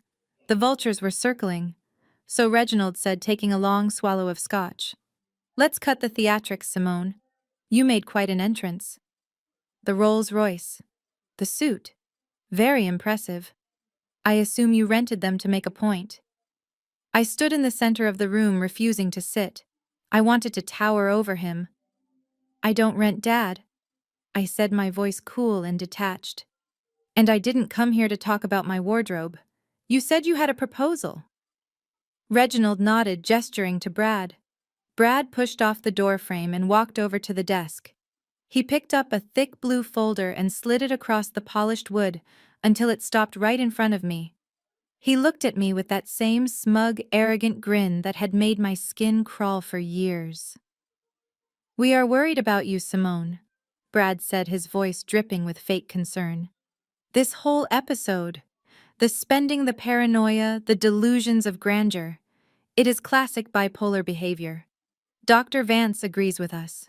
If this goes to court, the judge is going to see a woman who is a danger to herself." He tapped the folder with his index finger. "But we are family," he continued.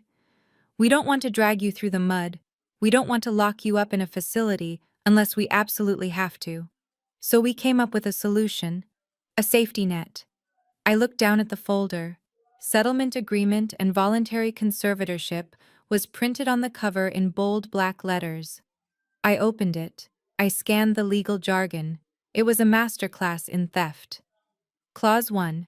Simone Brooks agrees to voluntarily relinquish all voting rights and board seats in B's Crown Cosmetics to Reginald Brooks due to medical incapacity.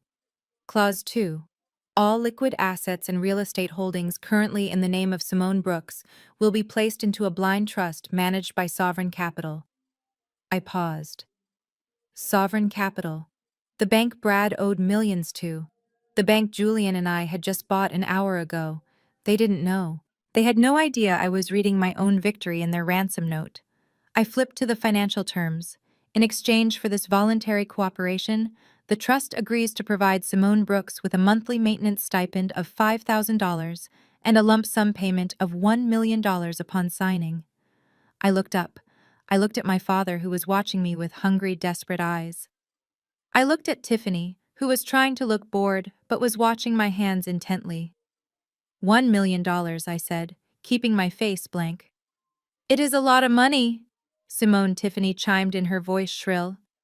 "You could buy a nice condo. You could travel. You wouldn't have to work at that dusty museum anymore. You could finally be happy." "Happy," I repeated. "You think $1 million makes me happy?" "It is more than you have ever earned in your life." Brad snapped, his patience fraying. "Look, let's be real. You are not a CEO. You are a librarian.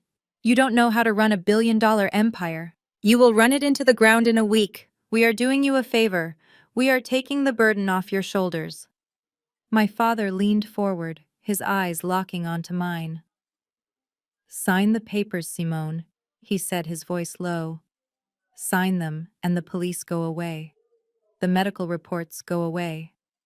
We tell the press you are taking a leave of absence to focus on your health. You get to keep your dignity. And if I don't? I asked, closing the folder. Reginald's face hardened. The mask of the loving father slipped, completely revealing the predator underneath. Then we release the full file from Dr. Vance, he said. We release the videos of you shouting at staff. We have witnesses, Simone. We have affidavits. By tomorrow morning, you won't be the chairwoman. You will be a patient in the state psychiatric ward on a 72-hour hold. And when you get out, if you get out, we will sue you for elder abuse. We will make sure you end up with nothing, not even that $1 million. The room was silent. The threat hung in the air, heavy and toxic. They had planned this perfectly. They had the fake doctor. They had the fake witnesses. They had the media waiting outside to broadcast my downfall. They thought they had boxed me in.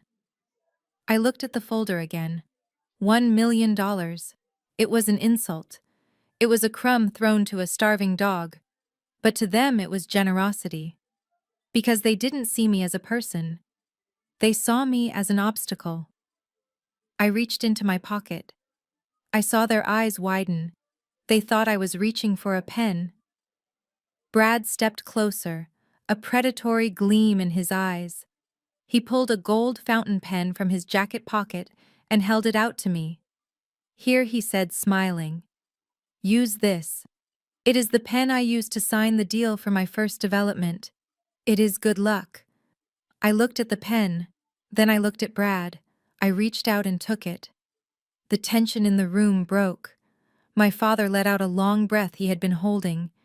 Tiffany clapped her hands together softly. They thought they had won. They thought the scared little girl was back doing what she was told to save her skin. I held the pen over the signature line. I could feel their greed radiating off them like heat. They were already spending the money in their heads. They were already planning the victory party. I looked at the tip of the pen hovering over the paper. You know, I said softly, my voice barely a whisper. Grandma B told me once that the only time you should sign a contract is when you are the one holding the gun. Reginald frowned. What did you say? I stood up straight. I didn't look at the paper anymore. I looked directly at my father. I said I looked at the pen, twirling it in my fingers. This is a nice pen, Brad. It is a shame you are going to lose it when the bank repossesses your personal assets next week. Brad froze. What are you talking about? And Dad, I continued, turning to him, that $1 million you are offering me, is that coming from the company accounts? Or is it coming from the $5 million you stole from the Children's Hospital Charity Fund? Reginald's face went white. He stood up, knocking his chair over. How do you know about that? He whispered. I smiled. And for the first time they saw it. They saw the cold fire. They saw the wolf. I didn't sign the paper. Instead, I snapped the gold pen in half. Ink exploded over my hands and onto the white carpet, staining it like black blood. I dropped the broken pieces onto the settlement agreement. You think I am trapped in here with you? I said, my voice rising, filling the room. You think you have me cornered. You think because I am a woman, because I am quiet, because I am your daughter, that I am weak. I took a step toward them, and they actually took a step back. You checked my bank accounts. You checked my medical records. But you forgot to check the one thing that matters. You forgot to check who was standing in the shadows. I walked to the double doors of the study. I placed my hand on the handle. You offered me $1 million to go away, I said, looking back at them one last time. I am going to spend $20 million just to watch you burn. Simone, Reginald shouted, coming around the desk. You can't leave. The police are on their way. You are not walking out of this room. I threw the doors open. The party noise flooded back in. The cameras were waiting. The guests were waiting. I turned back to my family, my face calm, my eyes deadly. You are right, Dad. I am not walking out of here. Not alone. I looked past them toward the foyer, where a tall figure in a tuxedo had just stepped through the front entrance, pushing past the security guards. "Did you really think I came here alone?" I asked. And then I stepped aside and let the devil walk in. The heavy double doors of the study did not just open, they burst inward as if hit by a battering ram.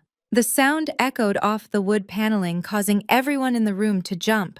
My father spun around, his face flushed with rage, ready to scream at whatever security guard had failed to do his job. But the scream died in his throat. It was replaced by a look of absolute bewildered terror that slowly morphed into a pathetic, desperate hope. Framed in the doorway stood 4 men. They were not the rented mall cops my father employed. These men were giants wearing earpieces and bespoke suits that struggled to contain their bulk. They stepped into the room with synchronized precision, clearing a path like a phalanx of Roman soldiers. They pushed the reporters back. They pushed the board members back. They created a wide, empty lane right down the center of the Persian rug. And then he walked in.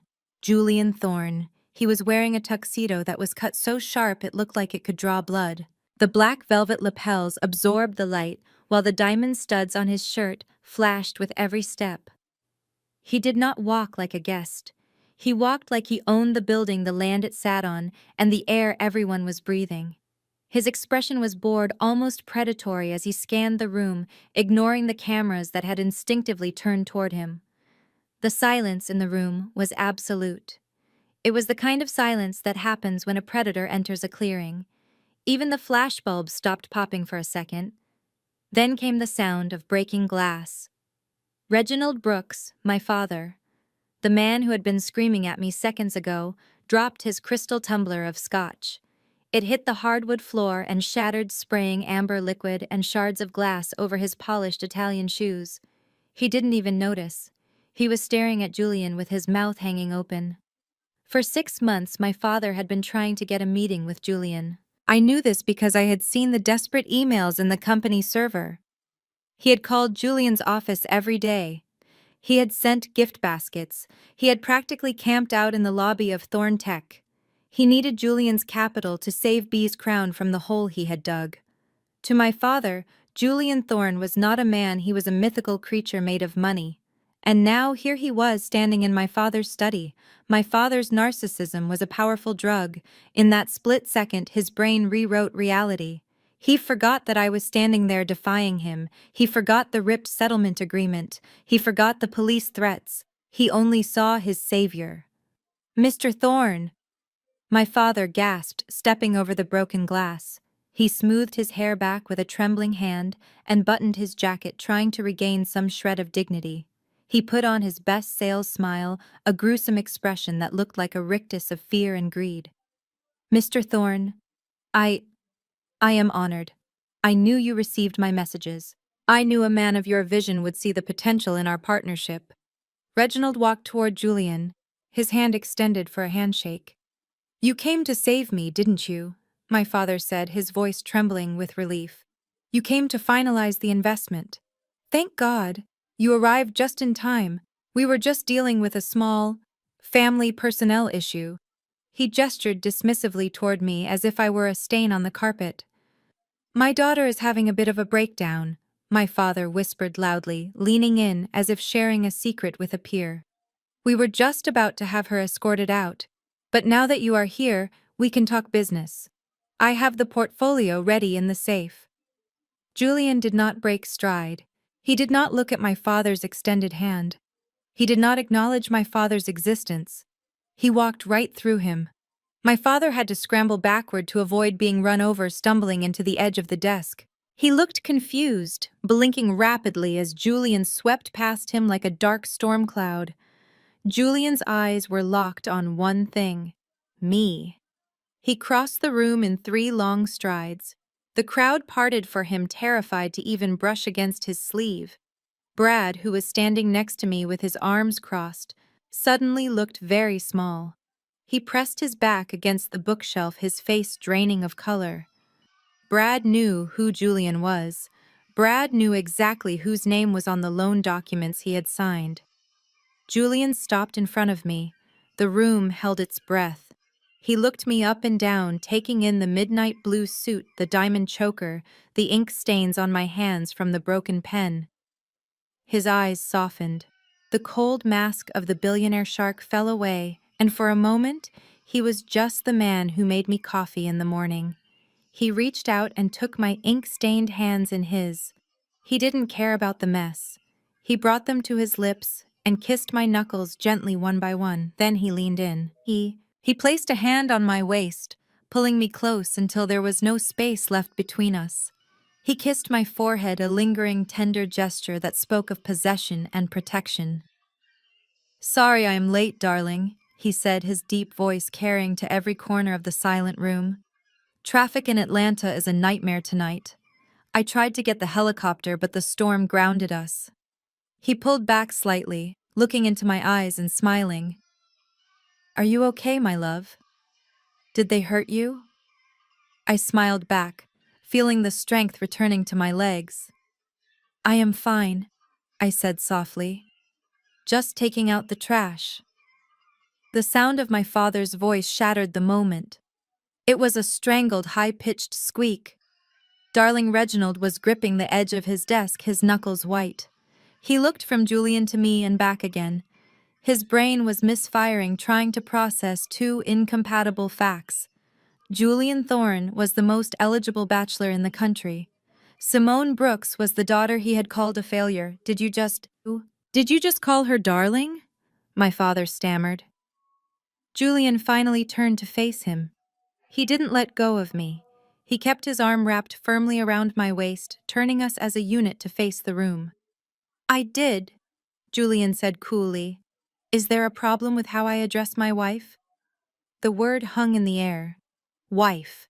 It hit the room like a physical blow. Tiffany gasped loudly, her hand flying to her mouth. She dropped her phone. It clattered on the floor, but she didn't move to pick it up. She was staring at Julian with a mix of horror and lust. She had a poster of this man on her wall in college. She had followed his every move in the tabloids. And he was married to her sister. The sister she called boring. The sister she mocked for staying home on Friday nights. Wife Reginald repeated the word, tasting it like poison. "No, that is impossible. Simone is single. She lives alone in a small apartment. She is a librarian." Julian laughed. It was a dark, dry sound. "She is an archivist," Julian corrected him, "and she is brilliant at it, which is why she was smart enough to keep our marriage private for 2 years. 2 years! Tiffany shrieked, stepping forward. "You have been married to him for 2 years, and you didn't tell us." Julian looked at Tiffany. His eyes were like ice. "Why would she tell you?" Julian asked. "So you could ask him for a loan. So you could try to sell the story to the tabloids. So you could use her to get to me." He tightened his grip on my waist. "We saw how you treat her." Julian continued, his voice rising with controlled anger. "We saw how you treat the people who love you. Simone wanted to protect me from you. She wanted to keep the one good thing in her life safe from your greed. And I agreed." Reginald sank into his chair. He looked like he was having a stroke. He was running the math in his head. If Simone was Julian Thorne's wife, then the power dynamic hadn't just shifted. It had flipped upside down. So, my father whispered, his voice shaking, "So the bank accounts, the assets, are communal property." Julian finished for him. My father looked at me with new eyes. He didn't see his daughter anymore. He saw a direct line to billions of dollars. He saw a lifeline. "Oh, Simone," he breathed, standing up again, a manic smile returning to his face. This is wonderful news. Why didn't you say something?"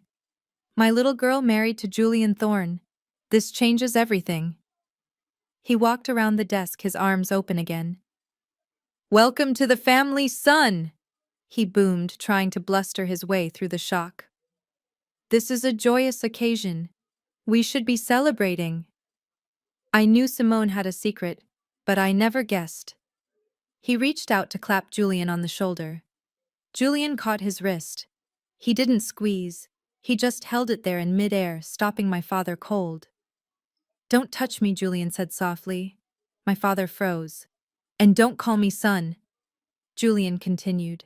You lost the right to claim any relation to this woman when you threw her out into the rain yesterday. But, Reginald stammered, trying to pull his hand back. Julian held fast. You invited the press here, Reginald, Julian said, gesturing to the cameras with his free hand. You wanted a show. You wanted to expose Simone. Well, you got your wish. Julian released my father's wrist with a shove that sent him stumbling back. He turned to the cameras. The red lights were blinking. The reporters were leaning in, hungry for the scoop of the century. My name is Julian Thorne. Julian announced, his voice commanding the room. And I am here to make a statement. He looked at Brad, who was trying to slide toward the door. Stay right there, Brad, Julian commanded. We have business to discuss. Brad froze. Julian turned back to the room. For the last 48 hours, this family has engaged in a systematic campaign to destroy the reputation of my wife, Simone Brooks. They have filed false police reports. They have falsified medical records. They have used the media to bully a woman they thought was defenseless. He paused, letting the weight of his words sink in. They did this because they wanted her money. They wanted the inheritance her grandmother left her. They thought if they broke her, she would sign it over. Julian looked at me. His eyes were full of pride, but they didn't know who she was, and they certainly didn't know who I was. He reached into his tuxedo jacket and pulled out a folded document. It wasn't a settlement agreement. It was a single sheet of paper with a bank logo on the top. Sovereign Capital Trust. Brad let out a small whimpering sound. Reginald Brooks. My father looked at the paper. He didn't understand yet. He was still stuck on the marriage. What is that? Reginald asked. This, Julian said, holding up the paper. This is a notice of acquisition. As of 4 o'clock this afternoon, Thorne Holdings has acquired a controlling interest in Sovereign Capital Trust. He turned to Brad. That is the bank that holds the $12 million in loans you used to finance your unsold developments, Brad. Brad's knees gave out. He actually collapsed onto the sofa next to Tiffany, burying his head in his hands. And Julian continued, turning back to my father. It is also the bank that services the variable rate mortgage on this house, Reginald, and the business loans for your private shell companies. My father's face went gray. What? What does that mean? Reginald whispered. It means, Julian said, smiling a smile that did not reach his eyes. It means I am not just your son-in-law. I am your landlord. I am your banker. And I am your debt collector. He dropped the paper onto the desk. It landed next to the ripped pieces of the settlement agreement. And unlike you, Reginald, Julian said, I don't negotiate with terrorists. I stepped forward, standing next to my husband. I looked at the cameras. You wanted a story, I said to the reporters. Here is your headline. The Brooks family just lost everything, and they didn't lose it to bad luck. They lost it because they bet against the wrong woman. I looked at my father, who was now slumped in his chair, looking small and defeated. Dinner is served. Dad, I said, I hope you have an appetite. Because you are going to eat every single word you said about me. The silence in the study was no longer the silence of shock. It was the heavy, suffocating silence of a courtroom before the gavel drops. My father was slumped in his chair, his face a mask of gray ash. Brad was huddled on the sofa, his head in his hands. Tiffany was staring at her phone, tapping the screen frantically as if she could reboot her reality. Julian stood by the fireplace looking like a judge in a tuxedo. He held the remote control in his hand not as a weapon, but as a gavel. I stood beside him, feeling the warmth of his presence against the chill of the room. I looked at the people who shared my DNA. They looked like strangers. They looked like small, frightened children who had broken a vase and were waiting for the punishment. But this wasn't a broken vase. This was a broken life. My life. And the punishment was going to be total. Julian pointed the remote at the large television screen mounted above the fireplace. The image of my father stealing from the charity fund disappeared. It was replaced by a complex spiderweb of spreadsheets and bank statements. The text was small, but on the massive 4K screen, every zero was visible. "Let's start with the head of the snake," Julian said, his voice calm and conversational. He pressed a button. The screen zoomed in on a document titled Promissory Note, Reginald Brooks. My father looked up. His eyes squinted against the harsh light of the screen. "What is this?" he whispered, his voice trembling. "This," Julian said, "is the master loan agreement for B's Crown Cosmetics. You leverage the company assets to cover your personal losses in the futures market. You put up the factory as collateral. You put up the distribution centers. You even put up the intellectual property rights to the formulas." Julian walked over to the desk, leaning down so he was eye level with my father. "And here is the interesting part, Reginald. The loan covenants state that if the CEO is found to be engaged in criminal activity, the lender has the right to call the full balance of the loan immediately." My father swallowed hard. But that is with the bank.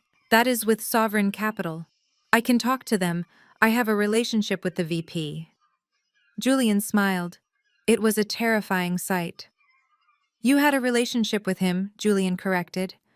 "But as of 4 o'clock today, I accepted the resignation of the entire executive board of Sovereign Capital.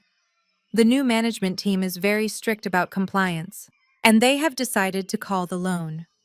Julian pressed the remote again. A new number flashed on the screen in bright red. $85 million. "This is the total amount due," Julian said. "Payable immediately." My father made a sound like a dying animal. 85 million, I don't have that kind of liquidity. You know I don't. The stock is tied up. The houses are mortgaged. Exactly, Julian said, straightening up. Which means you are in default. Which means as the new owner of the debt, I have the right to seize all collateral to satisfy the judgment. He pointed to the walls of the study. "I own this house, Reginald. I own the furniture you are sitting on. I own the car in the driveway. I own the watch on your wrist." My father instinctively covered his gold Rolex with his hand. "You can't do this," he stammered. "This is my home. I have lived here for 30 years. You have lived here on borrowed time," Julian said, cold as ice. "You have 24 hours to vacate the premises. Whatever you can carry in your car, you can keep. Everything else belongs to Thorn Holdings." Reginald looked at me. He looked at his daughter, begging for salvation. "Simone," he rasped. "Please, you can't let him do this. This is your childhood home." I looked at him. I remembered the rain. I remembered the mud on my hands. I remembered him throwing my suitcase down the steps. "It is just a building, Dad," I said, my voice empty of emotion. "You told me that yesterday. You said I was garbage. Well, I am taking out the trash." Reginald put his head on the desk and began to sob. It was a pathetic sound. The sound of a man who realized he wasn't the king, he was just the jester. Julian turned his attention to the sofa. "Tiffany," he said. My sister jumped. She looked up, her eyes wide with fear. She was clutching her phone to her chest like a shield. "You have been very busy on social media," Julian said. 2 million views. That is impressive. You built quite a following based on the lie that your sister is mentally unstable and dangerous." Tiffany licked her lips. It was just my opinion," she stammered. "Freedom of speech. You can't sue me for having an opinion." "Defamation is not an opinion," Julian said, "especially when it causes material financial damage. But we decided not to sue you, Tiffany. Lawsuits take too long." He pressed the remote. The screen changed again. It showed a screenshot of Tiffany's TikTok profile. But instead of her usual grid of selfies and fashion hauls, there was a gray banner across the top. "Account permanently banned." Tiffany screamed. It was a high-pitched, piercing shriek that made everyone wince. She looked down at her phone, frantically refreshing the app. "No," she screamed. "No. It says login error. It says my account doesn't exist." We contacted the legal departments of TikTok, Instagram, and YouTube about an hour ago, Julian explained. We provided them with the toxicology reports proving Simone was never on drugs. We provided the affidavits proving your statements were knowingly false. And we reminded them that hosting libelous content makes them liable for damages. He shrugged. They were very cooperative. You have been deplatformed, Tiffany. Your IP address is banned. Your name is flagged. You will never be an influencer again. You are digitally extinct. My brand, Tiffany, wailed, tears streaming down her face, for real this time. I spent 5 years building that. That is my income. That is my life.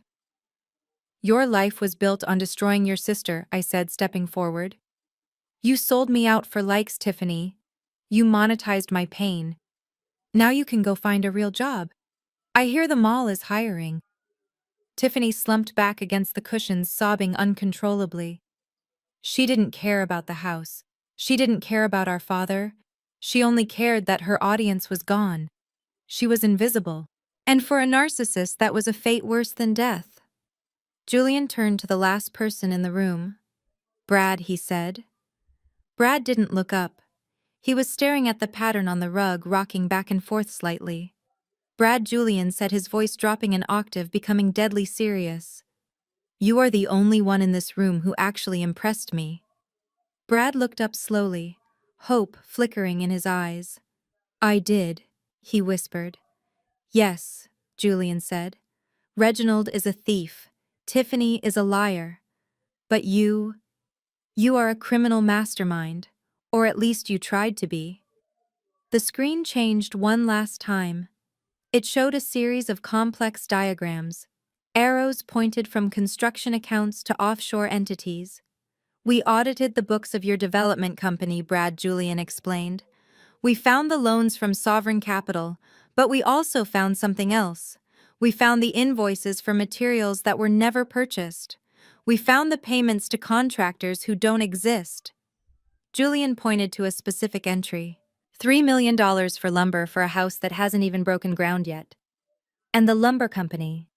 It is registered to a P.O. box in Panama that lists you as the beneficiary. Brad's face went from pale to a sickly green. That is standard industry practice, he choked out. It is tax optimization. No, Julian said. It is money laundering. You are taking loans from the bank, funneling the money into your own pockets through fake vendors, and then defaulting on the loans. It is called bank fraud, Brad. And because you used wire transfers to move the money, it is wire fraud. And because you did it across state lines, it is a federal crime. Brad stood up. His legs were shaking so hard they knocked together.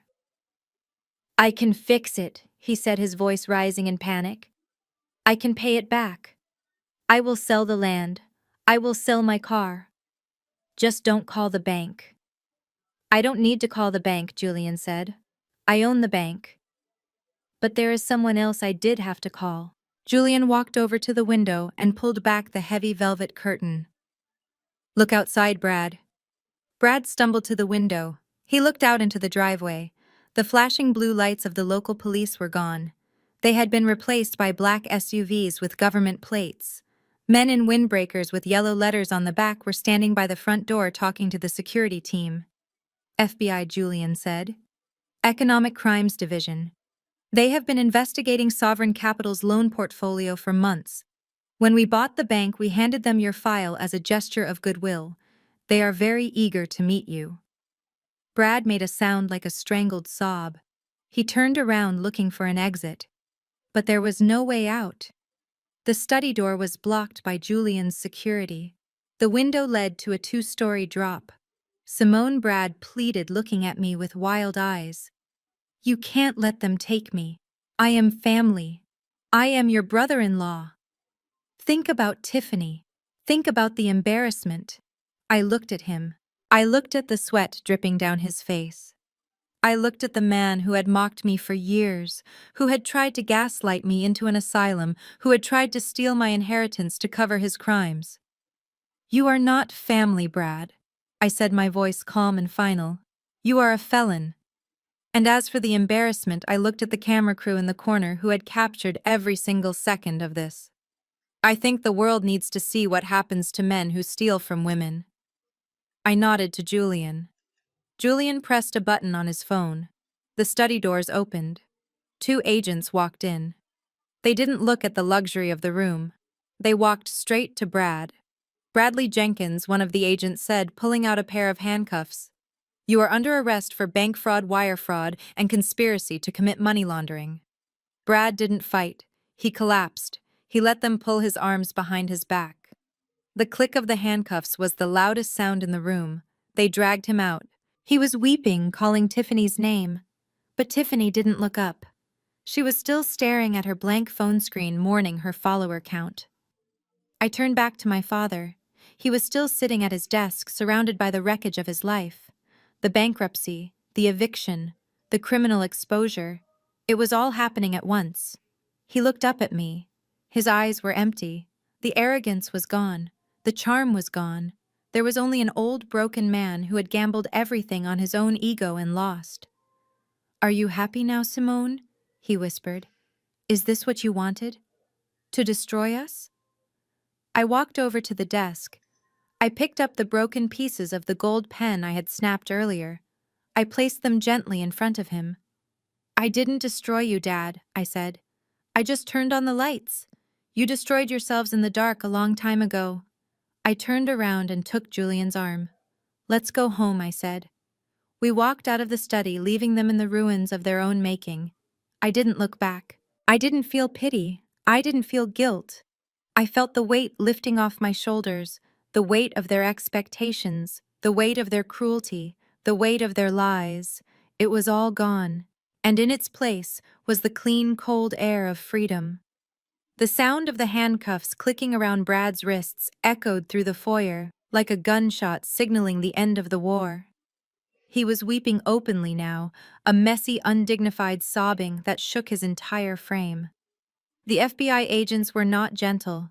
They hauled him up by his elbows, his expensive Italian loafers dragging across the hardwood floor he had so arrogantly walked upon just an hour ago. He twisted his head back, his eyes searching the room for a lifeline for anyone who would save him from the consequences of his own greed.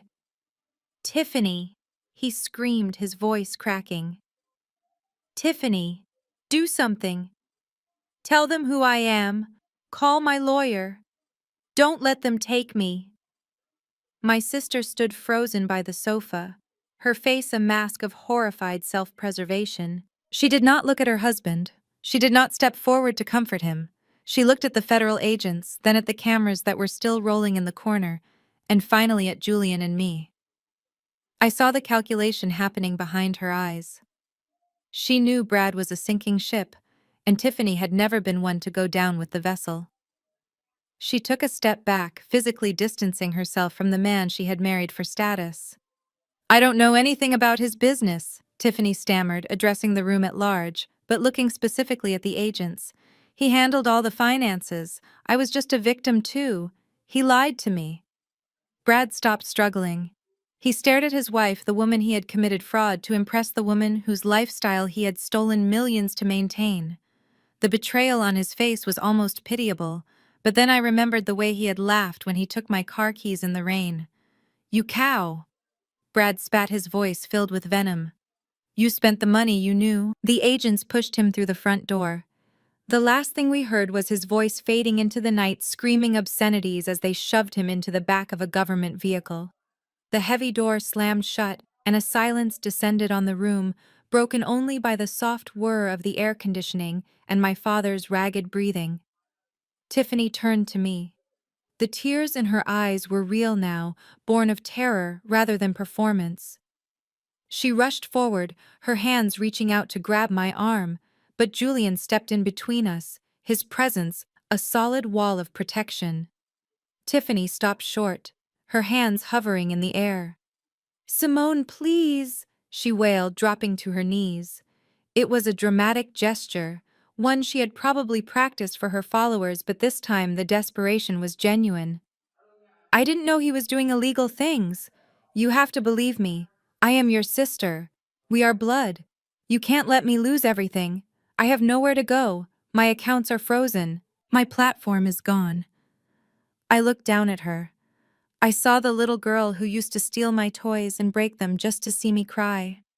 I saw the teenager who spread rumors about me in high school. I saw the woman who had live-streamed lies about my mental health to millions of strangers just this morning. "Get up, Tiffany," I said, my voice cold and flat. "You are embarrassing yourself." She scrambled to her feet, wiping her nose with the back of her hand. "You can help me," she pleaded. "You have billions now. Just a small loan. Just enough to get an apartment and start over. I will go away. I promise. I will never bother you again. Just give me a chance." I looked at Julian. He reached into his jacket pocket and pulled out a small business card. He handed it to Tiffany. "What is this?" she asked, her hands trembling as she took it. "It is the number for a staffing agency," I said. "They specialize in entry-level positions, retail, food service, cleaning. Honest work, Tiffany. It is time you learned what that feels like." "But," she gasped, staring at the card as if it were an insult. "I can't work in a restaurant. I am Tiffany Brooks." "Not anymore," I said. "Tiffany Brooks was an influencer. She was an heiress. You are just Tiffany now, and you are trespassing." I nodded to the security team. Two of Julian's guards stepped forward. "Escort her off the property," I ordered. "If she resists, call the police and add trespassing to her list of problems."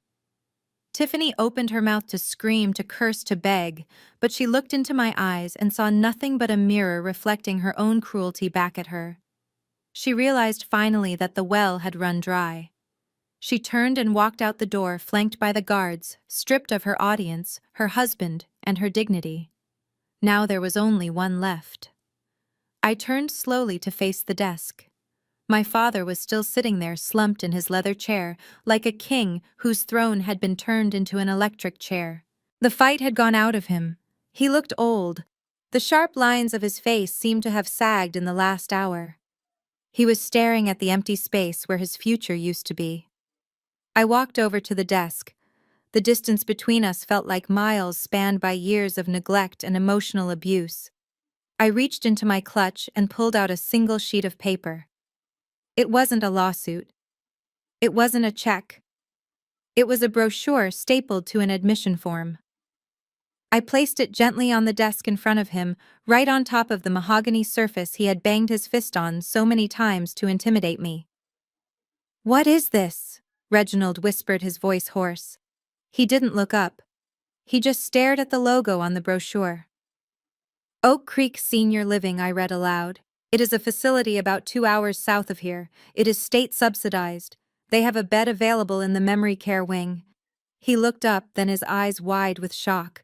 "A nursing home," he rasped. "You are putting me in a home. I am 60 years old, Simone. I am perfectly healthy. You can't do this." I leaned in, resting my hands on the desk. "Can't I asked. "Yesterday you told the world I was mentally unstable. You told the police I was a danger to myself. You were ready to lock me away in a psychiatric ward against my will.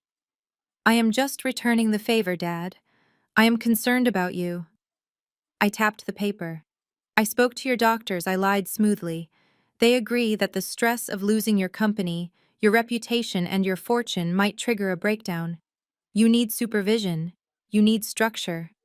"I am not going," he shouted, trying to muster some of his old fire. "This is my house.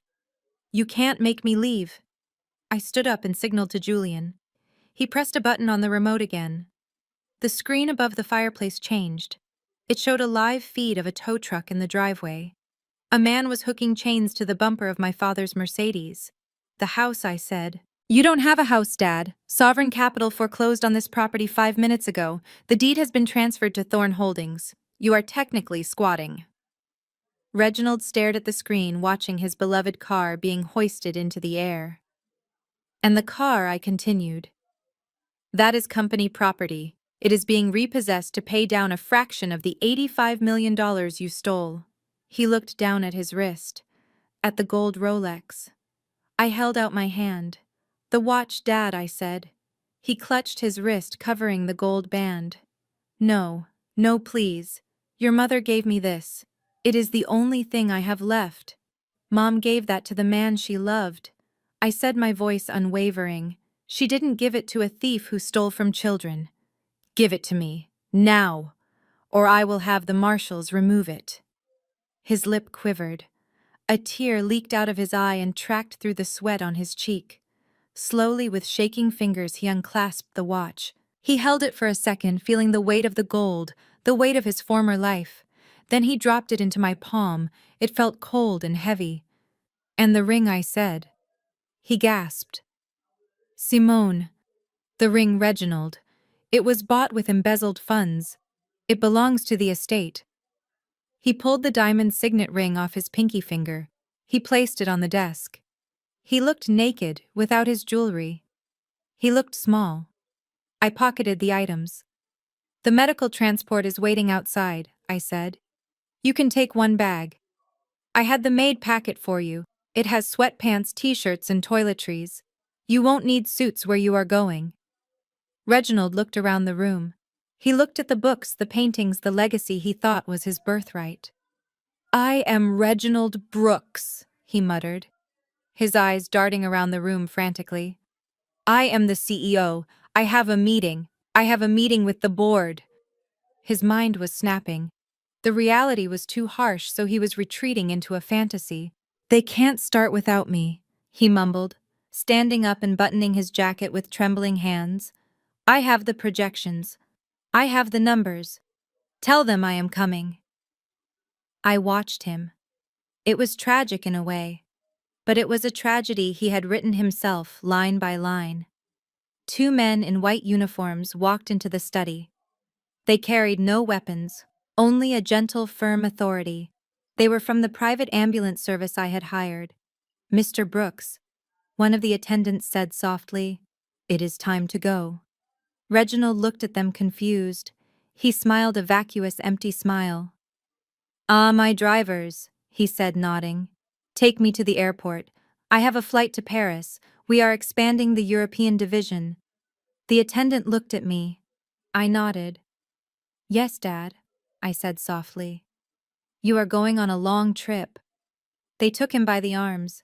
He didn't fight. He walked between them, shuffling slightly, talking to the air. "We need to check the stock price," Reginald babbled as they led him out of the study. "Call Julian Thorne. Tell him I approve the merger. Tell him I am ready to sign." He walked past me without seeing me. He walked out of the house he had built on lies, leaving behind the daughter he had tried to destroy. I watched them lead him through the foyer, past the silent camera crew who were filming the final exit of the Atlanta King. He looked small in the doorway, a silhouette against the flashing lights of the ambulance. Then he was gone. The front door closed. The silence that followed was pure. It was clean. I stood in the center of the study. I was the last one standing. Brad was in cuffs. Tiffany was on the street. Reginald was in a home. Julian walked over to me. He didn't say anything. He just poured 2 glasses of the scotch my father had left on the sidebar. He handed one to me. "To justice?" Julian asked, raising his glass. I looked at the amber liquid. I looked at the broken pen on the desk. I looked at the empty chair. I clinked the glass against his. "To freedom," I whispered. I took a sip. It burned, but it was a good burn. It tasted like victory. The war was over. And for the first time in 35 years, the house was quiet, and I was finally truly home. 3 months later, the air inside the manor tasted different. It no longer smelled of old paper and suppressed secrets. It smelled of fresh white roses, expensive perfume, and the crisp electric charge of absolute power. Tonight was the inaugural gala for the Beatrice Brooks Foundation, a charity dedicated to financial literacy for underprivileged youth. But everyone in the room knew what tonight really was. It was my coronation. I stood at the top of the grand staircase, the same staircase I used to creep down silently as a child to avoid waking my father. My hand rested lightly on the polished mahogany banister. Below me, 500 of Atlanta's most influential people were milling about in the Great Hall. There were senators, tech moguls, artists, and the old money families who had ruled this city for generations. For years, these people had looked right through me. To them, I was just Reginald's quiet daughter, the one with the dusty job at the museum, the background character in my own life. Tonight, they were not looking through me. They were looking up at me. I was wearing a gown made of liquid emerald silk that draped over my body like a second skin commissioned from a designer in Milan, who usually only dressed royalty. Around my neck was the bee's crown diamond, a yellow diamond pendant that had been in the company vault for decades. My grandmother had never worn it, saying it was too ostentatious, but tonight required ostentation. It required a statement that could be seen from space. Julian stood beside me. He looked devastating in a white dinner jacket that contrasted perfectly with my dress. He didn't look like a bodyguard anymore, nor did he look like just a husband. He looked like the other half of the empire. He reached out and offered me his arm. "Are you ready, Madam Chairwoman?" he whispered, a playful glint in his dark eyes. I looked down at the sea of faces. I saw the faces of board members who had once voted to cut my department's budget. I saw the faces of women who had gossiped about my mental health when the scandal broke. I saw the faces of men who had enabled my father's gambling for years. "I am ready," I said. We began to descend. The moment my heel touched the first step, the conversation in the room died. It wasn't the terrified silence of the study 3 months ago. It was the reverent silence of a court acknowledging its queen.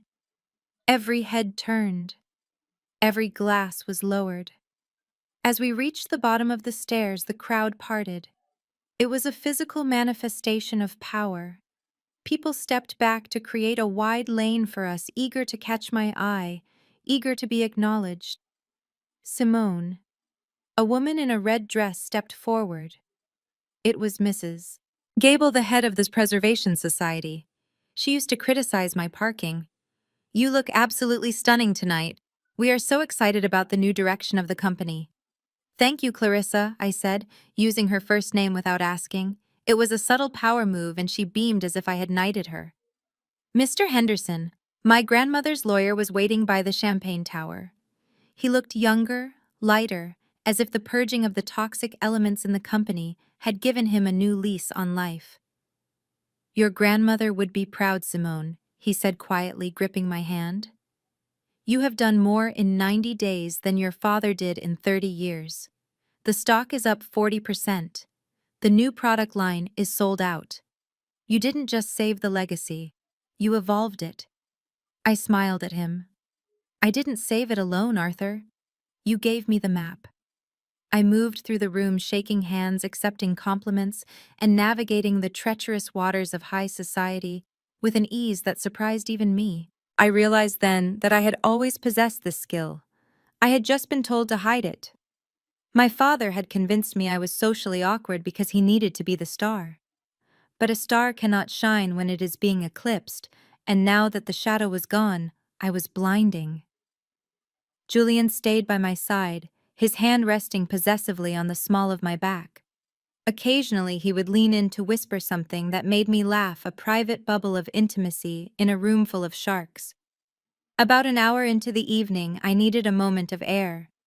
I signaled to Julian, and we slipped out through the French doors onto the massive stone balcony that overlooked the estate grounds and the glittering skyline of Atlanta in the distance. The night air was cool and sweet. I walked to the edge of the balustrade and looked down at the driveway. It was filled with Bentleys and Rolls-Royces, a parking lot of unimaginable wealth. But my mind wasn't on the cars. It was on a specific image I had seen earlier that day. On the way to the salon this morning, my driver had taken a detour through a less affluent part of town to avoid construction.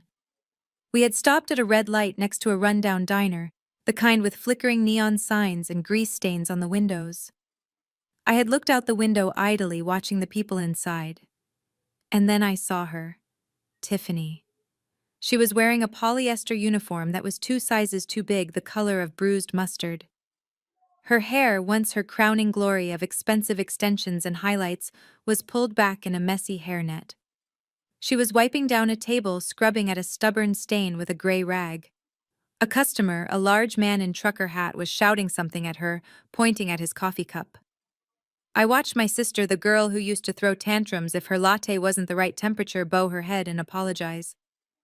I watched her scurry back to the kitchen, her shoulders slumped in defeat. She looked tired.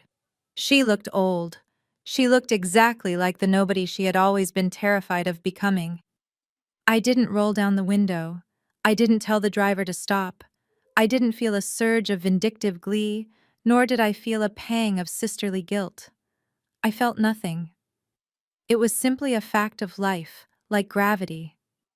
If you jump off a cliff expecting the world to catch you, you will hit the ground. Tiffany had jumped. Now she was learning how hard the pavement really was. Thinking of her now standing on the balcony of the mansion she had so desperately wanted to inherit, I realized that the universe has a sense of humor. She wanted to be famous. Now she was infamous. She wanted to be served. Now she was serving. "Penny, for your thoughts," Julian asked, coming up behind me and wrapping his arms around my waist. He rested his chin on my shoulder, looking out at the city lights with me. "I was just thinking about archives," I said softly. "Archives?" he asked. "For years I was the archivist," I said. "I spent my life cataloging other people's history, preserving my grandmother's achievements, hiding my father's mistakes, keeping the record straight while everyone else tried to rewrite it." I turned in his arms to face him. "They used to make fun of my job. They said I was living in the past, but they didn't understand what an archivist actually does." "What do they do?" Julian asked, brushing a stray hair from my face. "We decide what gets saved," I said. "And we decide what gets thrown away." I looked back toward the glass doors where the party was in full swing. I could see the portrait of my father that used to hang in the hallway. It was gone now, replaced by a modern, abstract piece I had chosen. Reginald Brooks had been deaccessioned. He was currently sitting in a memory care facility 2 hours away, asking nurses if they had seen his stock portfolio. He was safe, he was fed, and he was completely irrelevant. Brad was sitting in a federal holding cell awaiting trial. His history was now being written in court transcripts and prison logs, and Tiffany was writing her own story, one burger order at a time. "I have curated my life, Julian," I whispered. "I have removed the rot. I have restored the foundation." "And you built something magnificent," Julian said, kissing me. "You are not the archivist anymore, Simone. Look at them." He gestured to the room behind us. "You are the Queen of Atlanta." I leaned back against the stone railing, feeling the cool support of the house that was finally truly mine. I thought about the frightened woman who had walked out of her father's house in the rain, with nothing but a suitcase and a broken heart. I wished I could go back and tell her that it was going to be okay. I wished I could tell her that the rain was just washing away the dirt so she could shine. But she didn't need me to tell her. She had found her own way. She had found the steel in her spine. I looked at Julian, the man who had given me the weapon but let me pull the trigger myself. "They told me that blood was thicker than water," I said, looking into his eyes. "They told me that family was everything, that I had to endure their abuse because we shared a last name. They used loyalty as a chain to choke me." I took a sip of my champagne, the bubbles dancing on my tongue. "But I learned the truth." I continued. "Loyalty isn't something you are born with. It is something you earn. It is a currency. And my family, they went bankrupt a long time ago." Julian smiled, raising his glass. "To the new empire," he said. "To the price of loyalty," I replied. I drained the glass and set it down on the ledge. I took my husband's hand and turned back toward the light, toward the music, toward the future that belonged only to me. They said I was the one who would end up with nothing. But standing here on top of the world, I realized the math was simple. The price to betray me was everything they had. And I had collected every single penny. I smoothed my emerald dress, lifted my chin, and walked back into the party. The archivist was gone. Long live the Queen. The most painful, yet liberating lesson I learned is that shared blood does not guarantee loyalty. For years, I allowed my family to weaponize my desire for love against me, believing that endurance was a form of devotion. But I realized that true family isn't about who you share history with. It's about who stands beside you when the storm comes. You cannot heal in the same environment that broke you. Sometimes the bravest thing you can do is stop fighting for people who only fight against you and start building a life where you are finally the queen of your own story. Have you ever had to cut ties with a toxic family member to protect your peace? Tell me your experience in the comments below. If this story of justice satisfied you, please hit the like button and subscribe for more.